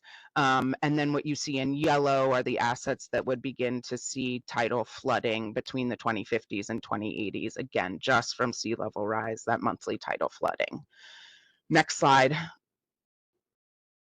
Just bringing us back to the principles of the master plan, knowing that this entire waterfront needs to be reconstructed, even just to future-proof it against that daily tidal flooding. Obviously, what we're doing is a lot more, and it makes sense to do it comprehensively so that we're bringing in the larger, higher level of coastal flood defense, but we're also adding 8 acres of open space. So it is a huge difference if we're implementing the entire master plan. And what environmental review allows us to do is to look at the waterfront comprehensively, to permit it comprehensively. So even if we need to phase parts of this master plan or coastal flood defense, it won't be segmented. So again, critical that we look at the entire waterfront master plan through environmental review lens. That will allow us to move forward, even if we have to fund the project in phases. Next. All right, here is the overall project cost in today's dollars. It's about 5.4 billion. And the pie chart on the left breaks down what the various components are that are contributing to that overall $5.4 billion cost. Sometimes we say this is really 9 projects in one. Could be 12 projects in one. It's obviously a massive undertaking, but in terms of just the flood wall and shoreline extension, that's about, you know, 2.6 billion in that overall $5.4 billion cost. The other costs there are associated with rebuilding facilities that again would need to be rebuilt anyway as part of future-proofing any of this waterfront against sea level rise. So it's not like if you made a $0 investment, it did nothing, it would still be fine. We would still need to make a really major investment in this waterfront over the next 20 years, just in terms of the piers, ferry terminal, heliport, pump station, South Street, and urban plazas. But of course, as part of our comprehensive plan, we're filling the gap to protect against those coastal storm surges as well. Next slide. All right, so just really quick, I know you all know this, but for large projects like this that need major project funding, you really have to think about how the budget is shaking out, because budgets are inclusive of a lot of different types of costs. In this case, the major types of costs include both hard costs and soft costs, operations and maintenance, and contingency. So those hard costs are really direct costs that are needed specifically for project construction, while the soft costs are necessary for project completion, but are focused more on supporting implementation behind the scenes rather than the physical construction. The soft costs are a much lower proportion of the overall, construction and hard costs. And what we're really looking to do in the next few years is to fund those soft costs in order to keep the project eligible for larger federal pots of money as it goes into construction. Next slide. What we're talking about here, again, today's dollars, it's 5.4 billion. But if you go to the next slide, the reason that it's really, really urgent that we remain on our current timeline is because when you factor in escalation, that's where the project becomes increasingly expensive over time. So the graph on this slide, it shows the percent change just in one material cost, which is historical concrete costs from 2003 to 2023. Obviously, real world prices are variable, but I'm going to tell you right now, these costs don't go down. They only go up, and they change. They don't change linearly over time. You see there is some variability, but that's what's captured in terms of our escalation costs. And we're pretty confident that our escalation costs will reflect kind of what those future projections are in inflation and also just increasing costs through escalation. So because, if you go to the next slide, because of rising costs, it's critical that we implement FIDE as soon as possible. The longer we wait, the more expensive FIDE will be. So we cannot afford to delay implementation. Here you see that, even just going to a potential construction period of 2027 to 2038, which our current timeline would allow us to begin on-land elements in 27, the total project cost is 8.2 billion. And that's our optimistic scenario of what we're identifying as what needs to be funded in terms of the overall budget. If we delay, though, even 3 years, we're looking at a $9.5 billion total project cost in escalation. And then if we delay further and don't start until 2035, the project almost doubles in cost. So I think you all understand the concept of escalation. I just find it really, really helpful and a stark of why we need to be acting today to make sure that this project continues to advance, even if it's just through its design phases. Next. I think I made that point. Yeah.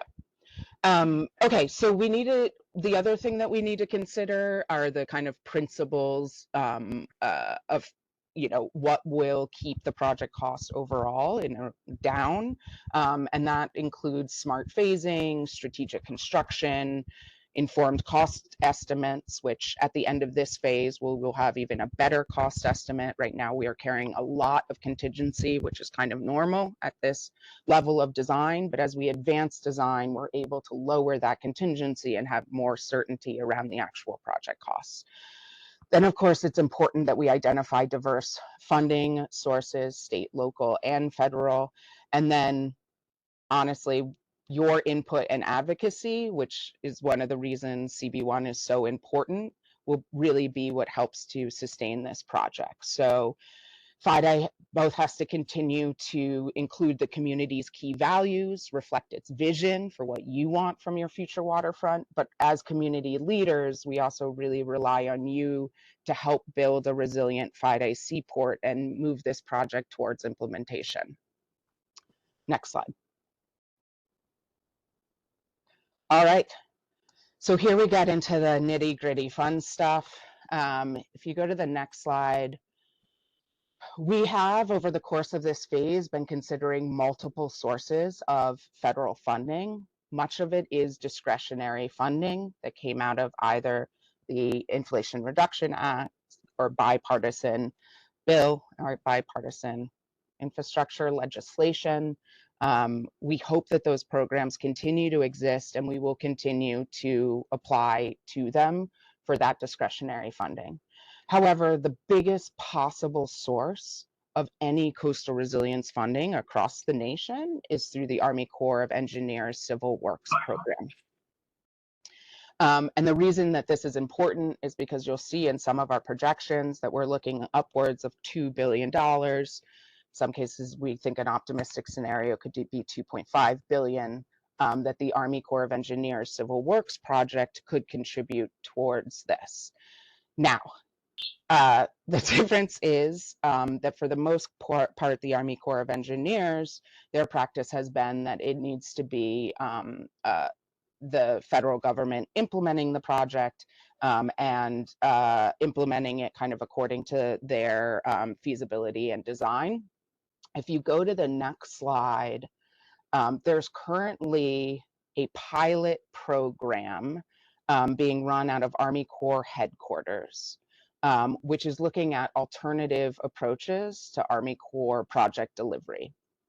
And we see this as an opportunity where New York City could apply to this pilot program. There are 10 spots nationally. 4 have already been filled, but there's 6 remaining spots in this pilot program. And what this allows us to do, working through Army Corps headquarters, is to basically use existing authorities of the Army Corps that allow New York City, through, they call it Authority Section 203, submit a feasibility study, have it reviewed by the Corps, and then the Corps ultimately can decide if the feasibility study meets all of their particular standards, federal criteria, which we have our engineers working very hard to make sure that it hits all of those checkboxes. Ultimately, it can be, through a Section 203, authorized as a construction project. The way that it's authorized isn't at the Army Corps' discretion. It's actually a congressional, it's a discretionary act by Congress, where they include it in one of their legislative act, which is the Water Resource Defense Act. That's legislation that's done every 2 years. They have WRDA 24, which they just did, which New York City actually contributed language to. And we've been working very closely with the folks who have been developing a lot of these policies at the federal level in order to make sure that we are being compliant with what would be a Section 203 delivery of this project.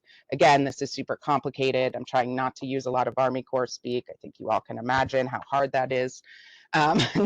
Because they speak their own language, but ultimately, once a project, if a project is authorized through this Section 203 project or process, it becomes eligible for reimbursement up to 65% of the costs of the project that are deemed eligible as coastal flood defense. And then, without boring you guys to death, we basically would, New York City would retain local control. We would be the implementing non-federal agency. We would be responsible for construction according to Army Corps standards, but we would be the ones ultimately who performed all of the construction, implemented the project, and then through the authorization, we would be eligible for reimbursement up to 65% from the Civil Works program. Next slide. Here's our optimistic and conservative scenario. I think I said 2.5, but we're looking at about 2.4 billion that could be funded through the Civil Works program. The major difference in our optimistic and conservative scenarios here actually have to do with how much of the remaining 35% non-federal share is split between New York City and New York State. So there are instances with Army Corps projects and precedents where New York State, of that 35%, will pay 25% and New York City will pay 10%.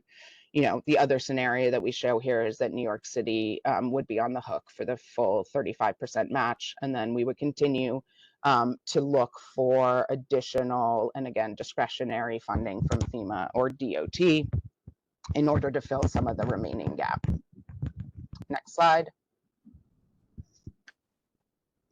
Just want to make sure that there's a lot of information, so I just wanted to slow down for a quick second. Oh yeah. I'm happy to pause too, because it is very dense. I realize that. I think we're good. Okay. This is our next slide. Yeah. So this goes back to the point that ultimately, it's not at the Army Corps' discretion. They will tell you that they answer to Congress through their Water Resource Development Act. So ultimately, it would be up to Congress to authorize the project. Next slide. This is Lake Road here. Not good. Don't look good. Not All good. right. Timeline again and why there's urgency around it. In order to get to congressional authorization, we have to have substantially completed a draft EIS and be well on our way to a final EIS. The only way that we can make a deadline for the next legislative cycle in 2026 for the WRDA bill is if we start our EIS process next year. So any downtime in funding or going through the draft EIS and NEPA process could jeopardize our ability to make that congressional authorization deadline of WRDA 26. It would push us out another 2 years. The point of this graphic here, and again, it's very technical, but the authorization of a project is different from the appropriation. The appropriation is when Congress actually says, and here we're going to appropriate all of these funds towards the project.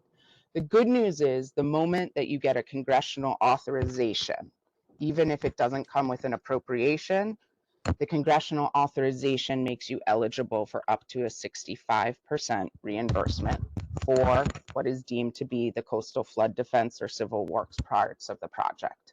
So depending on New York City's risk tolerance or ability to float, you know, there could be a period of time where we know that we are eligible for reimbursement, but the actual reimbursement would need to wait until there was a congressional appropriation. Again, very dense. I had to go back to like my 6th grade, how are bills made? What does the Congress do? But I'm happy to answer any questions about this.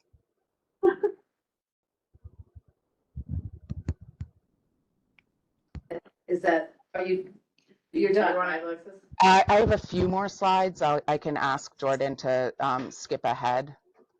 I do want to just go to the avoided losses slide. That's the next one. This is, you don't want to go optimistic and conservative? I think we got. I did this one, yeah. I just wanted to say that no matter what the ultimate cost, this is cost beneficial with a, you know, even if the money, or even if the cost of the project does go up, the avoided losses that we're looking at in terms of today's dollars are 20.3 billion. That will go up just because of the direct economic impacts, the direct physical damages. So even though we're looking at a really expensive project, the benefit cost ratio and potential savings in terms of avoided losses will always make this a cost beneficial project.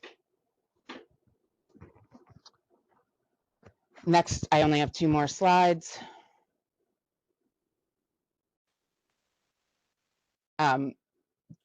What is not included in these scenarios is the ongoing routine annual O&M.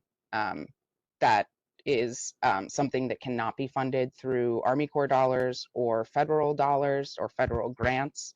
And so I think you all know, but we have been working very closely with the city, OMB, to look at what are reliable sources of ongoing O&M, not just for FIDI Seaport, but for other coastal resilience projects, to make sure that we can continue to keep it in good standing and also have those kind of spikes of where they're you know, every few years there are capital investments that need to happen, but we're really looking at how we can fund that and finance it through the entire project lifespan.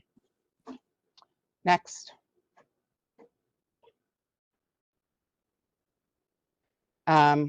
This is really more of your partnership and asking you all to spread awareness.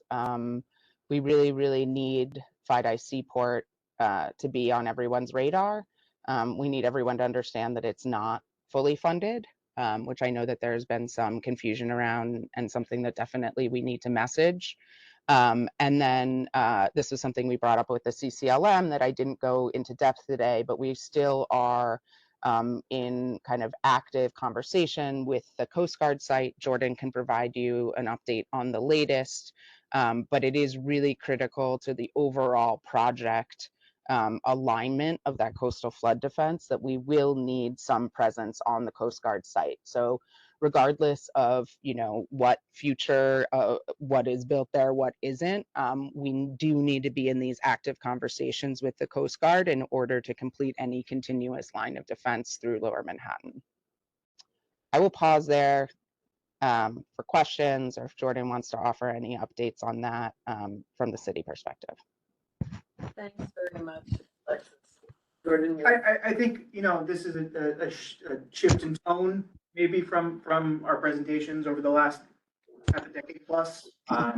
It is truly an inflection point. You know, we had conservative money post Sandy. We've had some kind of large federal bills. We, as you've seen on these other projects, have made tremendous progress. But I think we are at the kind of tough kind of compromise, challenges part of this, and we want to make sure that you were kind of read in to the complexity that we're dealing with.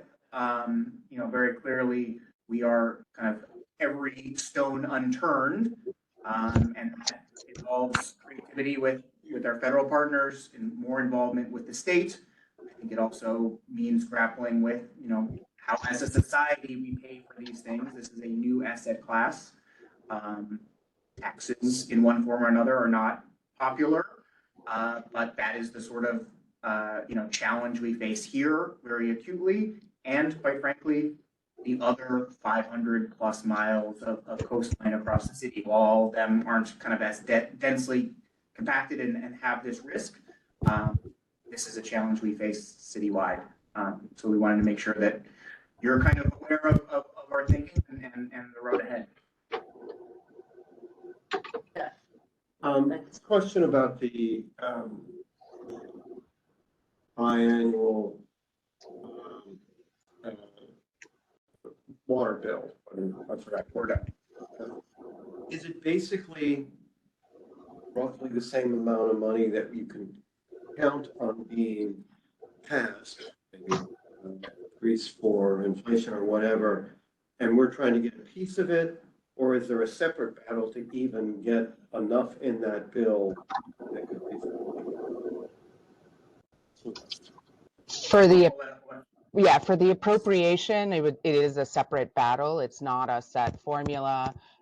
Every single Army Corps project across the nation, in order to be constructed needs a congressional appropriation.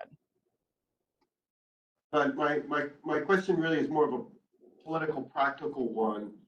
Are we, simplistic terms, are we fighting for a piece?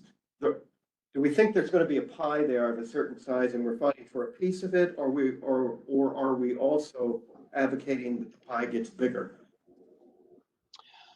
I mean, the quick answer is that we need the pie to get bigger. Yeah. Our portion of it, and I don't know the exact numbers, but easily dwarfs what they're trying to do. Might, in fact, our yearly amount might take up 50, 75, 100% of what they do nationwide. So absolutely, we need the pie to get bigger.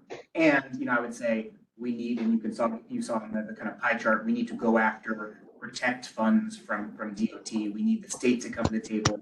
Another thing we've been advocating for is a formula funding program for resilience that doesn't exist right now. It is all these competitive programs that we're fighting, you know, ourselves, fighting kind of other municipalities, but we can't kind of plan in the way doing this long-term planning if it is not kind of a more consistent formula funding in the same way that, you know, our colleagues working on transportation projects, you know, for Gateway, we always know, you know, the city is going to be able to get X, you know, get $280 million every single year. There's not that consistency. We have these kind of one-off opportunities, which are great, but very hard to do this kind of long-term work without a consistent formula funding. And presumably we have our own federal elected officials on board with that. Goldman, Schumer, Gillibrand, and so forth. And do you also reach out? I mean, the next 2 years, we're having Republican leadership in both houses. Do you consider it part of your advocacy to reach out to the Republican leadership, or we're relying on our own electeds to take that piece?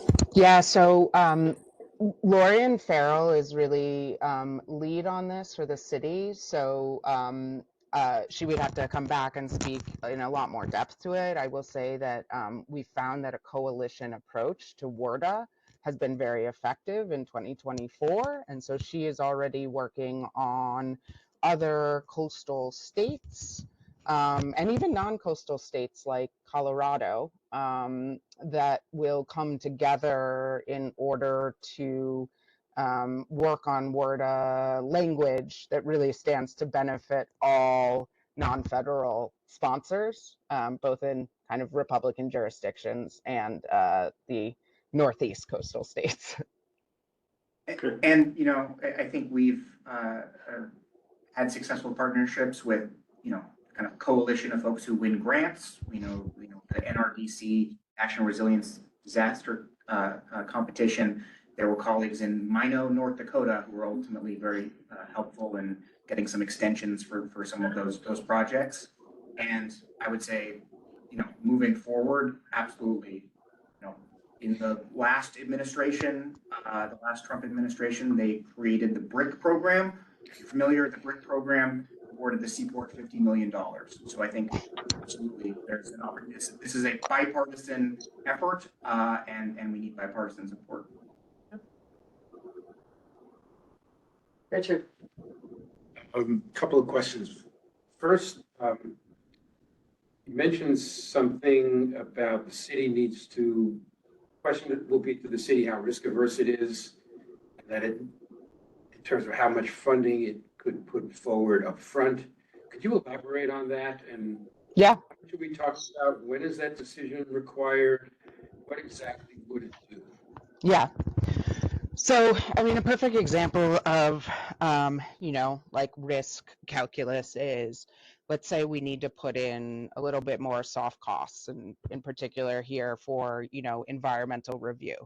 The proportion of costs for environmental review, which would come out of, you know, city coffers for expense, is really, really quite low, considering that it would make us eligible. And I mean in like the very low, not even tens, like just very low millions.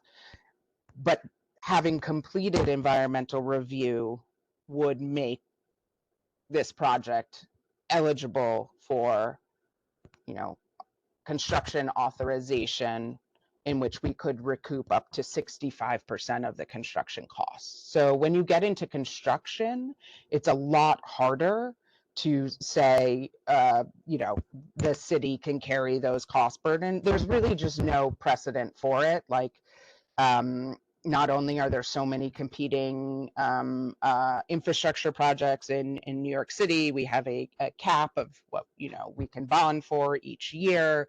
The city cannot go it alone in terms of construction for this project.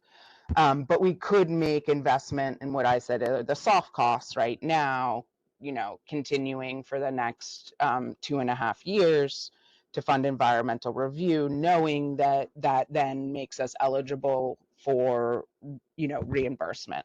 And once the project is authorized, I should mention that we also become eligible for reimbursement of that, up to 65% of that environmental review and some of our final design costs. So it even comes in and helps with what we maybe were putting forward at risk. So is there council and administration buy-in for what you need, or has that been taken to the city already, or do we need to begin advocating for that now? I think we're in the process, and something like a resolution, knowing that CB1 wants the project to move forward, would be helpful. It's an ongoing conversation. We can get the details on what we might help with. That would be really, Really sign letters. helpful. That's the detail. Yeah. Yeah. So that's, I think Jordan and Diana and Alexis. supportive and sign letters. So I think that becomes beyond letters, what else could we do? And I think that's an important place where we can put our heads together and try and think about for the next couple of years, how else can we? For comptroller, or president, city council, and mayor. Yeah. And those elections could hinge on various policy positions that they take. So it would be good to know what we need them to commit to. Right, and that I think is an important aspect that we need to understand, maybe from the presentation, but also, you know, where the hottest buttons to push might be, that would help us. I have one more question. So forgive me, I forgot your name on. Alexis. Yeah. You also mentioned that there are costs that have to be incurred anyway for protection of the various assets that are already there. Yeah. Does that protection, does the work change because of this project? Or does that work need to be done in any case and need to be funded in any case? So, what's the relationship between how to protect those sites and this project? Yeah. So the only way that we achieve comprehensive coastal flood protection in this area is if we look at it as we have a comprehensive master plan and we do environmental review, which includes the entire vision for the waterfront. The other option, which would be to go asset by asset, would not likely result in the coastal flood protection. It would be more of a process in kind of investing in and putting capital dollars in an asset in order to elevate it from sea level rise, perhaps flood proof it, as not part of kind of the overall, vision. But that would need to happen. So if the climate resilience plan doesn't need to move forward, it was just the point that like those assets can't just continue to exist without significant investment just against sea level rise. So if I can just paraphrase, the overall project would eliminate the need to climate resolve, if you will, these particular assets. Precisely. But if we don't do this project, if we don't do the overall project, then those expenditures become more necessary. The do nothing option means you have billions of dollars of assets going offline. That's okay. That's what I'm understanding. Yeah. Okay. Thank you. Yeah, that's the thought. Jeff, I think. Well, it was follow up to this, alliances with others around the country and so forth. Is there any role that the community board can play in that? Is there a community board in Colorado or whatever that you sort of build this alliance at not only at the agency level, but at sort of grassroots level that make it more persuasive for the senator from North Dakota to back? So we've seen tremendous coalitions form around some of these pilot projects. Jordan and Lorian most recently met with Galveston, Texas, and the what's the Texas GLO? I forget what that's the actual agency. Learning just how large their coalition of support is to move their project forward. Colorado, Denver also has a huge coalition. So at a kind of city agency level, we've actually been learning a lot from these other pilot projects. And I think that it would be useful to understand the degree in which the community has been involved in really shaping the outcomes of those projects. I wasn't in the Galveston meeting, so Jordan can speak more to it, but I was very impressed by their work. And that's a much larger project. It dwarfs ours even. I think first Trump term, there was a lot of kind of cities coming together, and I think that is inevitably, something that we're going to see more.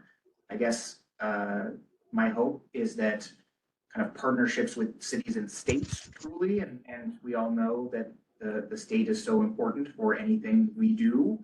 That is my sincere hope, is that we use this moment to kind of push a little harder there, bring them into this process with us. Because yeah, once again, going alone, this work will not advance. See, Wendy has a question. Alice, did you? We've got Alexis, we've got a couple hands online and in the room, but Go ahead. You want to do Wendy, it? I'd like to give Wendy the co-chair. Yeah. So John is in the room and then. Yeah, so, we talked about, the government's responsibility. First of all, since you represent the city here, the first thing we gotta get done is the environmental thing. So I think you should tell us, that's gonna get done. Is that true? That's gonna get done, because we can't get, Army engineers on board unless we have it. Okay, number one. Number two is that we're talking about public officials, we're talking about Congress, we're talking about the community. What about corporations? If there is a flood, the corporations, are going to have a big input. How do we reach out to them to advocate to their friends in Congress and the senators? How do we do that? So I hear the component of, okay, we're going to go to Colorado, or we're going to go to North. Yeah, but we got big business here that if New York gets flooded, it's going to cause a big thing. So where is the component of reaching out to the big business? John, just to your point, which I think is a great one, throw into that insurance companies. Right. Great point. Yeah, I guess take the second part. I think certainly we all know the kind of some of these larger groups that represent business, whether it's ABNY, Downtown Alliance Partnership. I think they have been advocates for us. I think the question is, kind of elevating this to the top of their priority list. I think that is something that you all could be helpful with. I will say that post Sandy there was this like, corporations, business owners are going to come save the day and they're going to pay. That hasn't, they haven't opened up checkbooks. I think I work on this, looking at projects across the nation. There's very rarely do you get kind of on the scale that we're dealing with here, kind of multiple billions. A lot of the kind of private investment is done in the kind of sustainability side, the solar, wind power, where you can kind of monetize that. That is kind of a harder case in the resilience world. No one has quite cracked that, but if you all can crack that, I think they should build statues for all of you. But once again, a lot of I will give credit that a lot of the private businesses did elevate their mechanicals. They did the kind of quickest work, without a doubt. If Sandy happened today, we'd be much better off. But unlocking that private capital is something that I kind of noodle on every day. It has not happened it has barely happened at the kind of $10 million scale. It has certainly not happened at the $1 billion scale, but it is, I field calls every day trying to figure it out. We haven't. What about advocacy? Them going to Congress, them using their networks to get us help. And yeah, I think that's where it's bigger than them, yes. Yeah. But they can get more to the. Look, I like how you thinking. This is why we wanted to strategize with you all. Us, community board getting to those. Okay, we got to our congressman, he's down pat. Boom, New York City down pat. But there's a bigger network, and these big corporations that are here in New York have networks that can reach out to them. It's a great point, Sean. Thanks. Wendy. Hi, everyone. Thank you. Great job. Presentation is very helpful. I wanted to just thank you for the financial aspect of this, because there has been a monumental in our nation this latest election. And I think the way things have been are not the way things will be. Creative thinking on every level is going to be so important. And I would strongly advocate for a resolution, not a letter. And to the point of getting the word out, I have attended meetings, not recently, but in years past, where even our city council people in Brooklyn and other parts of the city are misinformed, and they say, oh, well, Lower Manhattan's taken care of. So just educating our own population, our own elected officials, about the dire need of this is a monumental task, let alone educating the state and, you know, the federal. So a resolution would be great. I think that, you know, I'm not sure if this needs, again, I always go into storytelling. This needs better storytelling. And, you know, I'm not sure exactly how to do it, but are you all open to being interviewed by any and all to tell your story and get it out there? Because I kind of feel like, you know, we need, I mean, to me, this comes back to, you know, you don't want to scare the kids, but if we had a postcard, you know, writing campaign for families that lived in this area, you know, I think it's just going to take a lot of creativity to get this elevated to the level we're talking about, because there are so many competing projects, right, or problems now. You know, think about all the things that are tapping the New York City budget. This is a difficult sell because it's always happening tomorrow until the hurricane hits. So, you know, I think just educating our own population is going to be difficult. So I would like it to be a resolution, not a letter. And, you know, I'm going to try and brainstorm, but, you know, if you would be willing to be interviewed by, you know, any and all, you know, that's not something that government agencies and, you know, this is kind of inside baseball. I think we need to make it more than inside baseball, if that makes sense. Couldn't agree more. You know, I think we are up for kind of very creative ways to spread the word here. I'll just note that, you know, my years on this project, 2016 to 2020, there was pretty reliable coverage of this. It has gotten remarkably quiet. To your point, there's a lot going on across the city. Does this kind of raise to the, you know, forefront of people's concerns? Who knows? I personally, you know, over this past year have only fielded, weirdly, press requests from a variety of French television. We have gone viral in France and they keep on asking to do tours, but, you know, none of the kind of larger folks have been involved. I would just add, I mean, it's amazing how much international attention there is on what we are doing in New York City. Between Eastside Coastal Resilience and LMCR, we are pulling off things that even the Dutch are asking our engineers to present to them on FIDI Seaport. So the story is there, but I agree, Wendy, somehow we're not reaching our local audience. And that's who's going to be really, really critical. And I'm happy and very open to working with you out how we reach those New Yorkers. Right. Thank you so much. Yeah. Thanks so much. Okay, I think we're going to move on to this, unless there's anything else here. David Shelton. Oh, I'm sorry. I thought you just said Wendy. No, David. David. And then I have. Okay, David, hi. Hi there. Can you hear me? Yes. Yes. One quick question. Jordan, I think you mentioned a statistic relevant to the projected cost for this project, Lower Manhattan project, and similar projects nationally.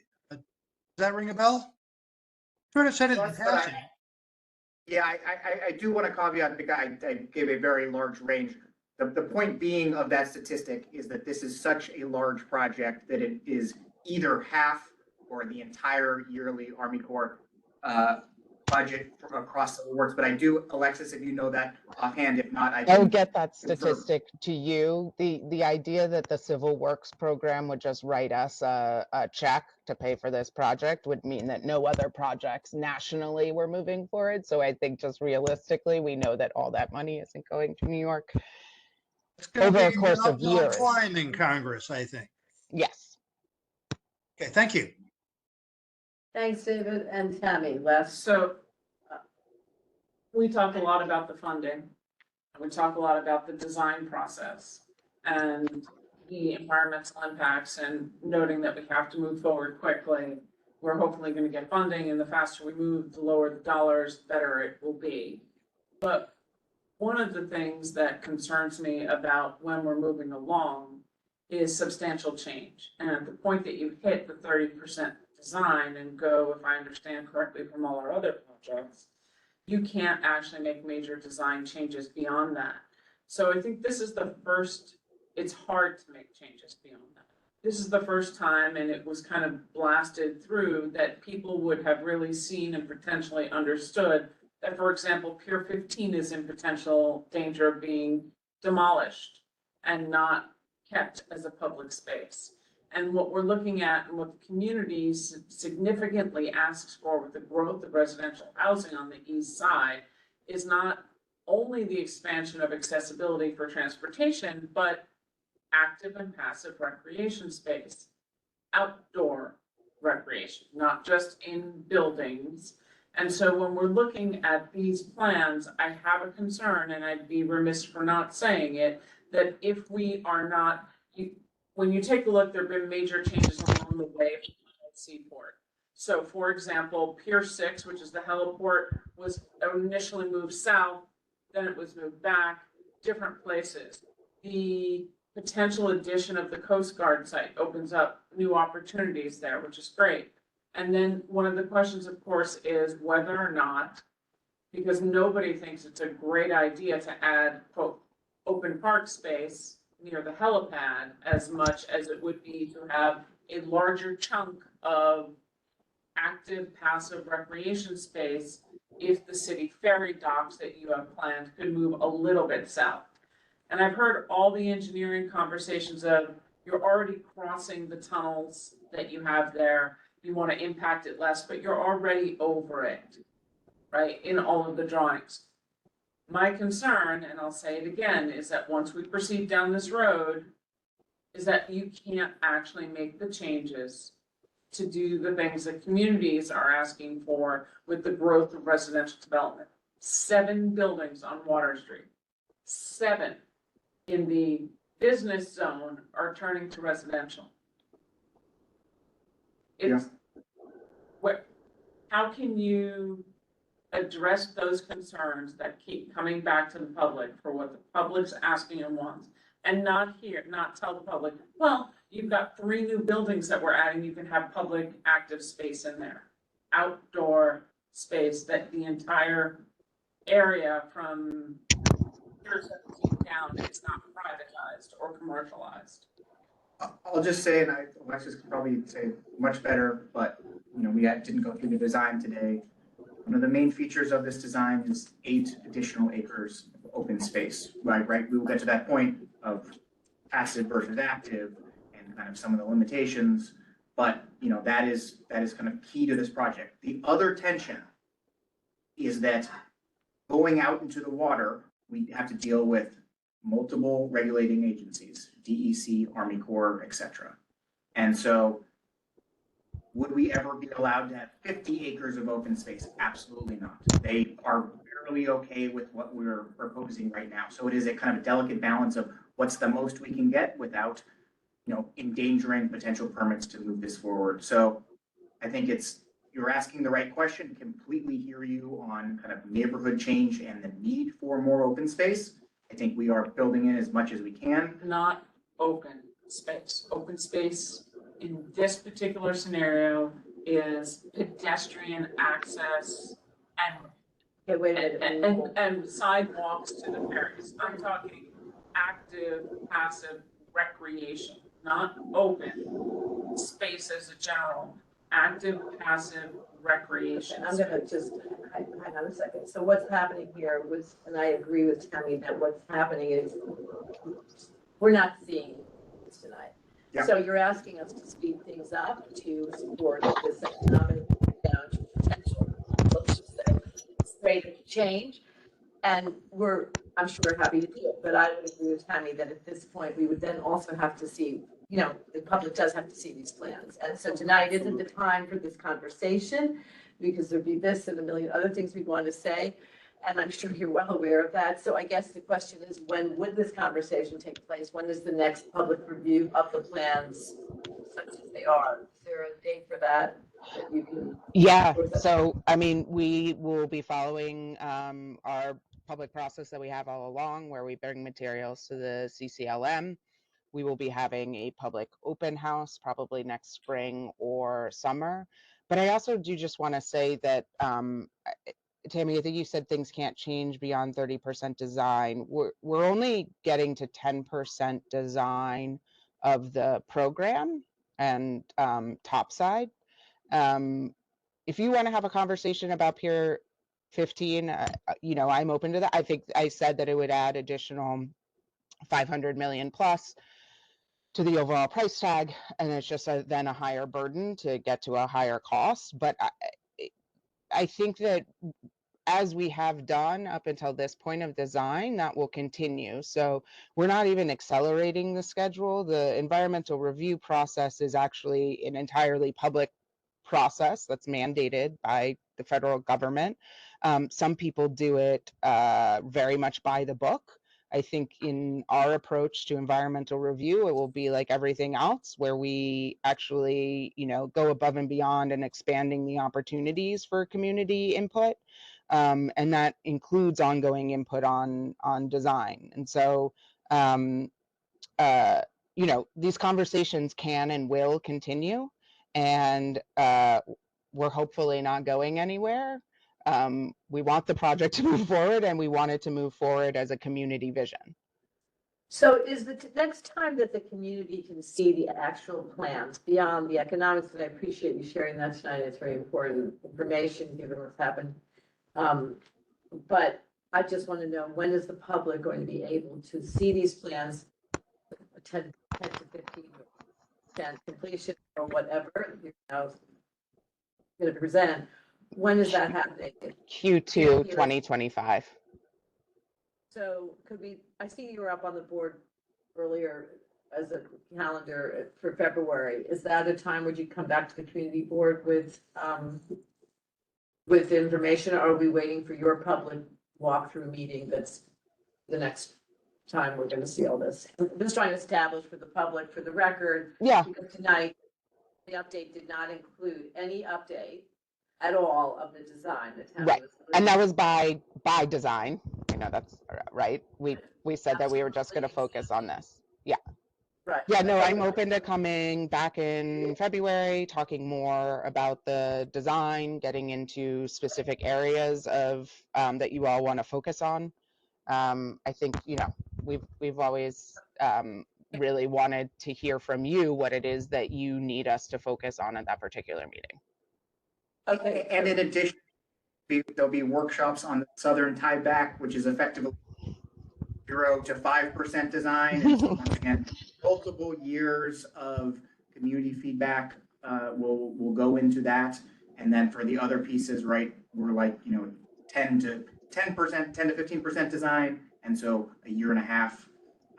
So will be dozens of meetings. And, you know, I think even at 30%, we've seen kind of across all of these projects, we're still working, you know, it gets harder, but the door never closes. All right, so just before we move on to the CPRO, I just want to understand, so in February, that will still be at a 10% design completion? What in February, more or less, would be the percentage you want to? Because the slide says 30% design. So it depends on the component of the waterfront design that we're looking at. The tie-in is lagging behind the rest of the design. That's why it's going to be the subject of a series of workshops. There are other areas where it's approaching 10%. But as I said, this current contract, which ends in fall of 25, all pieces of the project will be at a 10% design for what you see as the topside elements, and a 30% design for the underlying coastal flood protection infrastructure. The one thing that probably does get locked in as we move towards environmental review is that we can't be significantly changing our in-water footprint. So we'll make very clear, and I think this is something that you've asked of us all along, what can still change and what can't. And I think that's like the transparency that we can offer as we wrap up kind of this particular phase of work with 30% and 10% of the kind of program infrastructure. And I think that's my point exactly.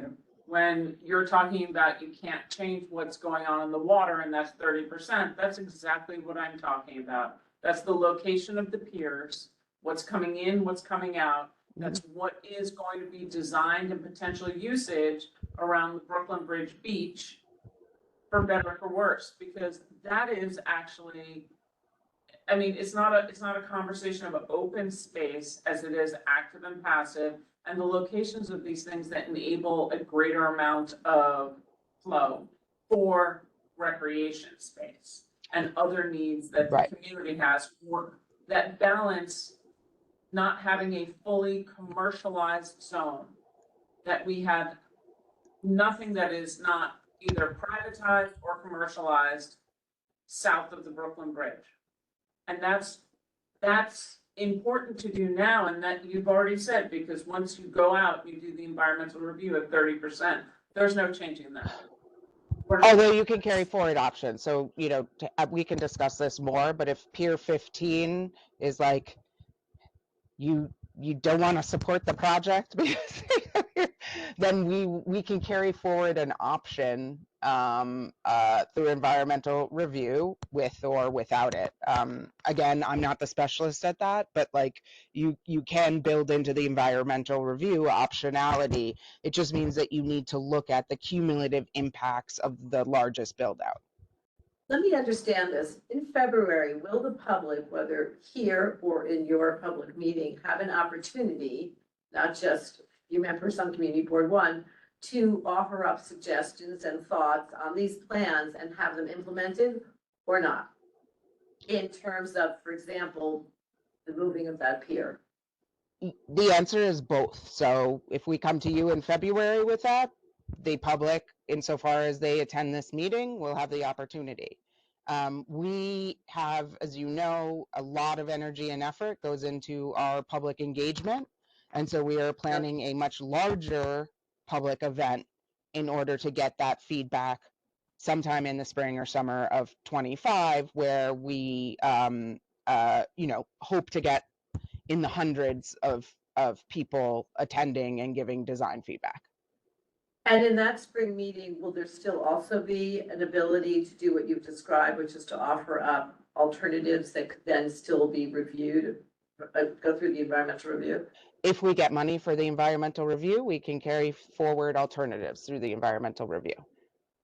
Okay. If we don't, we don't have any more design money. Right, I hear you. Okay, that's helpful. All right. Good. Great. Up, David. Okay, this is the Thank last you. one. Thank you, Alexa, so much. So David, you've got your hand up again. What's that? One more? Just want to make one point. At some point in one of these meetings at our board, during the meeting, question came up and we were assured that there would be no less waterfront for maritime use than there is now. Response was made, more room is needed. What I am looking at in this current plan is that there will be less. So I don't know what kind of input you want. We were looking at the What do you mean destruction at of Pier 15. Wait, what do you mean that there'll be less? We actually are replacing everything in kind by adding a pier. Not if the shoreline has extended past the original land end of the pier. So I'm happy to walk you through all of the capacity that we have. I'll actually have, you know, we have maritime consultants that are making sure that what exists today will be replaced in kind, and then also areas where we can enlarge capacity. Well, it would be good if we could convene a meeting with those maritime consultants. All right. Why don't we invite them to the February meeting? Alexis, could we arrange that? Sounds fine. Yep. Okay. And they have attended our workshops, and I think that workshop, they'll be there, they're the experts on this, and so happy to have them. Okay, so we have a meeting here and a workshop where they will be available. Yep. Got that, David? Great, good point. Okay, now can we, yes, are we moving on? To Kathleen and talking about the Seaport work. Thank you very much, FIDI Seaport Master Plan Group. Thank you for your partnership. Thanks a Alexis. lot, Alexis. That was good. Should I just fast forward through all of these slides that we did not get to? I think it's the next one. Yep. But I think this is, Still FIDI, right? yeah. We only have a few slides. Yeah, I think it should be the end of the version for the next Oh, one. we're back. There you go. There we There we go. So there's just that one. But it wasn't accurate because it still showed something. Yes. So today we have a very short presentation. We were just here October 21st, where we came in to talk a lot more in depth about the Seaport Coastal Resilience Project. So today is really just a short update and to let you know that we're excited about going out in December for a community workshop. So joining me is Andrew Abbin, who's an EDC colleague working on this project. And we have AECOM and Brian Walsh from FHI. Elizabeth is from AECOM. So I think, Elizabeth, if you're on, let's just go through a few of the slides, talk a little bit about the timeline and what we'll be doing in the short term. Okay, so hi, I'm Elizabeth Thompson. I apologize for my camera's malfunctioning, so I'm just going to speak tonight. I am the AECOM project manager for Seaport. As Kathleen mentioned, we are advancing the project. Since we were here in October, we've really been focusing on the workshop that we're presenting, the public workshop in December, and getting those materials ready. So while there's been a lot of behind the scenes work today, we're just reiterating what our project is, which is a near-term project for the future tidal inundation and coastal flooding along the Seaport neighborhood. We are adjacent to the BMCR, which is to our north, and the FIDI master plan, which is to the west. So we are coordinating with that project and understanding the limits and the end result for both of those projects together. The Seaport is intended to raise the waterfront to an 11-foot above sea level to combat the expected sea level rise in 2100. So this alignment we've presented to the community last October, as Kathleen had said, and now we're just really working on the details to present and get feedback from the community that will inform what that looks like. It's good to note that this project is funded. Unlike the FIDI discussion we just had, this one does have funding. Next slide.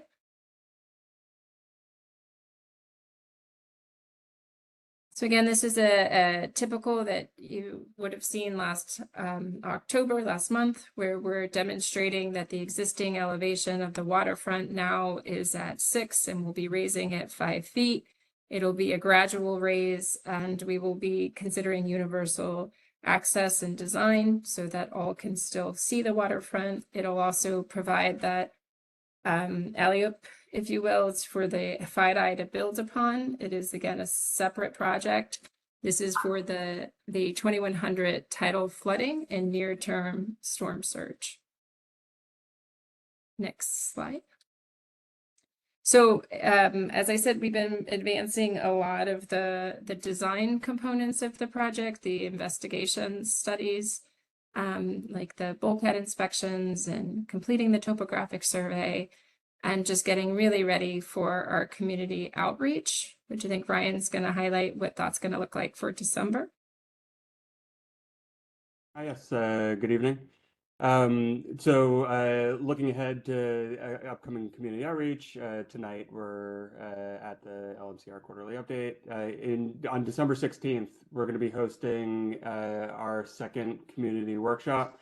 This is the first you're hearing about it. We are going to be ready to announce this more formally with a location very soon. But the idea here is at this workshop, we're going to be doing a lot of what was requested when we came to CB1 back in October. We have preliminary alignment. we're going to be applying the Public Realm Toolkit to that alignment and showing some options of what's possible at the earliest stages of design development to get feedback from the community and input to really set out on the right foot. We'll come back to CB1 in January to report back the findings and what we heard at that workshop. And then continuing on into next spring, we'll be holding public walking tours, pop-up events, and come back for a third community workshop.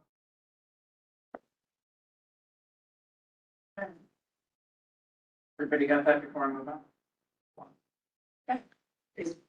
So Short, that's sweet. it? Just an update.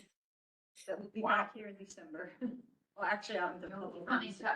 Yeah, you'll be coming All to right, us. so, I mean, basically, I think, I know personally, my dearest friend over here, my patience is worn thin. It will not wear thin until December. If we don't see You will see, sections you and will things see. on December 16th, the time has come.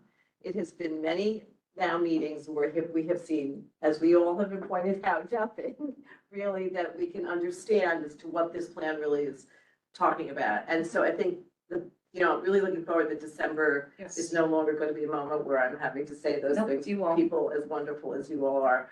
So we look forward to it. And I think if I'm not mistaken, we had organized that on the same date, and thank you very much, Yes. as our planned environmental protection committee. So we're giving you a pass, not to come here, but you will be, we hope, required to go to this public meeting, which will be, I think, where will it be? At TBD, we're fine. It'll be off campus here, but it'll be somewhere else, and we will go and see the plans and be able to interact with them, all the folks. What's the date?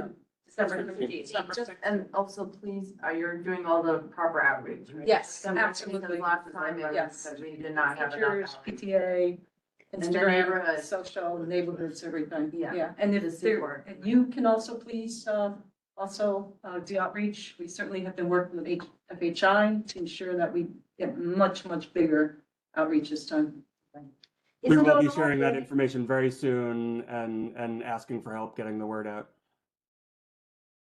Be in the evening around 6 to, hopefully we can start at 6. I think one of the venues might be a little later. Yeah. So we're having holidays and everything and the foods and the exams. It's been a little bit difficult finding a space big enough to accommodate. Right, well, I hope everybody can make it. It certainly was on the calendar for environmental protection, but I really would encourage not only you, but to tell your friends and colleagues to come, because I agree, the last time it was so poorly attended. I mean, I think I was one of 4 people there. I don't know, it just seemed like such a loss. And I think when you want to complain that, I didn't see it or I didn't know about it, well, we'll make this announcement, and I really hope that you all can come and, again, get the word out. And I'm going to point to you to get the word out in all the journals and as much as you can beyond just the local papers. I don't know if there's some way to have folks to get, outside of just CB1. But anyway, okay, so we're on to the next project. Final presentation. I know some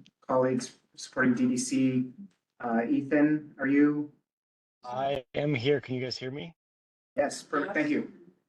Alrighty. Hi, everybody. My name is Ethan Kraft with HNTB here on behalf of DDC and the Brooklyn Bridge Montgomery Coastal Resilience Project. We can go to the next slide. I'm working on it. Sorry. There you go. All right.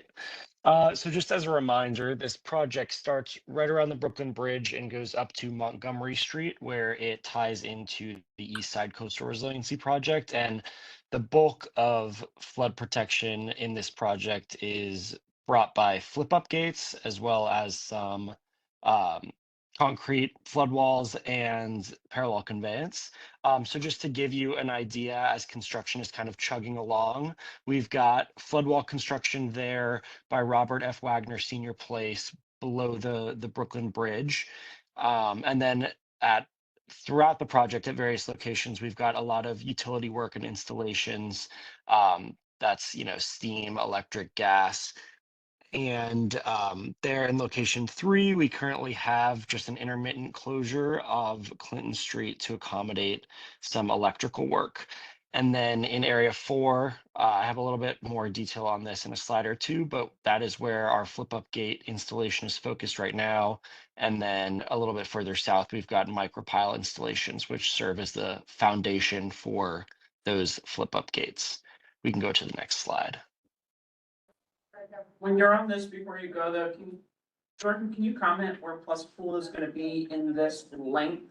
Because it's north of the Brooklyn Bridge. I don't remember if it's north of Manhattan or south of Manhattan. So I don't know if we still have Stephen from EDC. He would know precisely, but Yeah, I am here, Jordan. Yes, the Plus Pool, the pilot program should be up more near the Pier 36, Pier 35 area. That is still being worked out, but you should see an installation this summer. I can pass on any information to the Plus Pool team. I'm just sort of the in-between between EDC Capital and the asset management team that's working with Plus Pool. Thank you. Great, thank you. It's just south of Pier 36. You can see the sample location. Yep. It's in that area, yes. It's north of Manhattan. Right. So by Rutgers. Where it says, if you're above, where it says above, is right where that in the water is where the testing equipment is. Thanks, Rosa. Alrighty, so right now we are in the dotted line of this timeline. They're finishing up the distribution water main work, and then Con Ed utility work. We're also coordinating with them. Flood wall and floodgates have been ongoing and will pretty much be ongoing throughout the length of the project. And they're getting going on the interceptor gate. That's also there at the foot of Robert F. Wagner Senior Place. And then we're getting started on trunk water main work, and overall the project is on schedule. You can continue to the next slide, please. So just a little bit more on those flip-up gates. We have 16 of 89 flip-up gates installed, 404 of the 730 micropiles that again form the foundation of the flip-up gates. That's that photo on the bottom left. Those are the foundations on micropiles. And of the concrete flood walls, we've got over 395 linear feet of the total 1,900 linear feet that will happen under this project. And then that photo on the right is the installation of the flip-up gates. You can go to the next slide.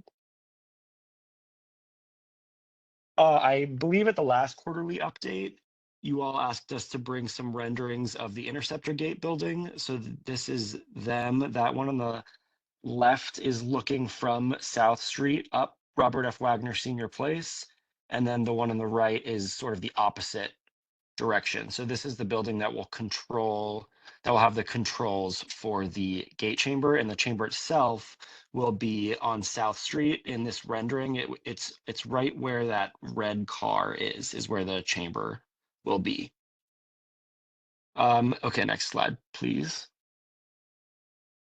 Does anybody else need to take a picture before we go? Well, we have this also, you've given us the presentation, so Community Board 1 will have this in their.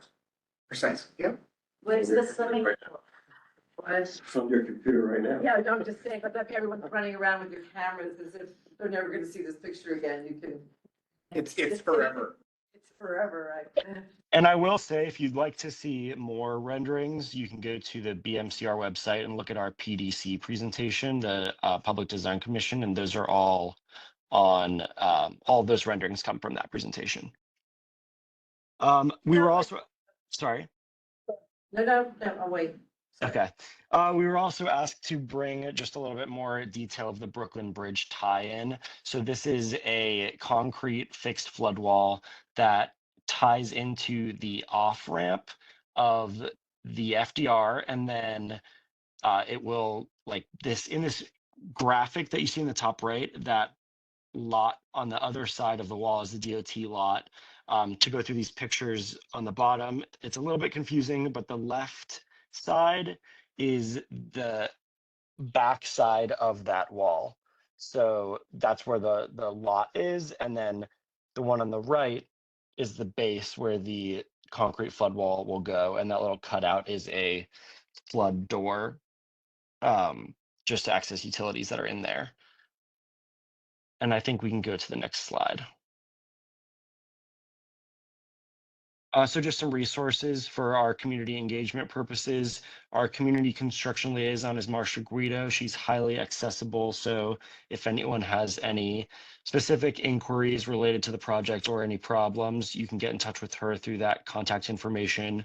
We regularly table in the community, and we present at Community Board 3 Parks meetings every 2 months. And then we also have signage on site, and you can sign up for our as needed advisories and our weekly construction bulletins on the BMCR website. And I'm happy to take any questions. I think I'm last up. I assume you switched the order the last time, right? That's totally fair. I just have one question, 2 questions. How thick is that wall? Is this wall, the? How thick is it? Yeah, I just was curious. Yeah, where you have that door, it looks fascinating, like 6 inches, 8 inches? I'm not sure the exact thickness. I'd have to get back to you on that. What is that wall doing in terms of, purpose? Like what is it? It's the flood wall, right? Yes, so it will tie in across South Street with flip up floodgates. Those will go up on South Street, and then they will connect to the flip up gates that go along the Esplanade. Hi, this is Steve Nelson from EDC Capital. EDC Capital managed the design process for this. So a lot of those fixed walls are there for the flip up gates to sort of abut against each other, so there's a watertight seal. They also house the hydraulic power units that will essentially power the gates to go up and down. And then a lot of the fixed flood walls are in the positions where there are major utilities that we could not place a foundation for a flip up barrier. And how thick are they? I don't remember off the top of my head, but we can certainly get back to you on that. Just out of curiosity. And I wanted to ask, and I guess this is future in a minute, is there a way to coordinate a tour of this area when it's pretty done? I think it'd be fascinating and really helpful to people, certainly in our community, probably everywhere. Is that something we could sort of push for the spread? Absolutely. Yeah, we can definitely coordinate with you on that. That'd be fun. Great. Okay. So, all right. Any other questions, or are we calling it? I'm calling this a night, right? No, 1 minute before after 9. Is there any chance, those walls are pretty big, obviously, and they're permanent and they're there. Has there been any discussion about making them more palatable for a variety of different uses or art, or what has the discussion been going down that road? So the walls themselves mimic the same as it is in Esker, the same design pattern.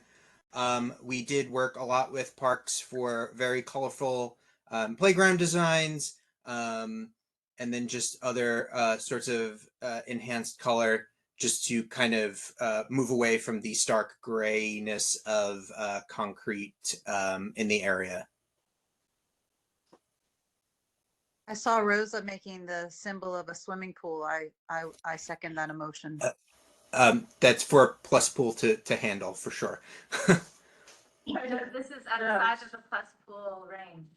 She's talking about this area, by the way, by the inner center gate buildings. Yes. You want to address that, Rosa, or you're happy to? Jordan knows what I'm talking about. All right. Yeah, we don't.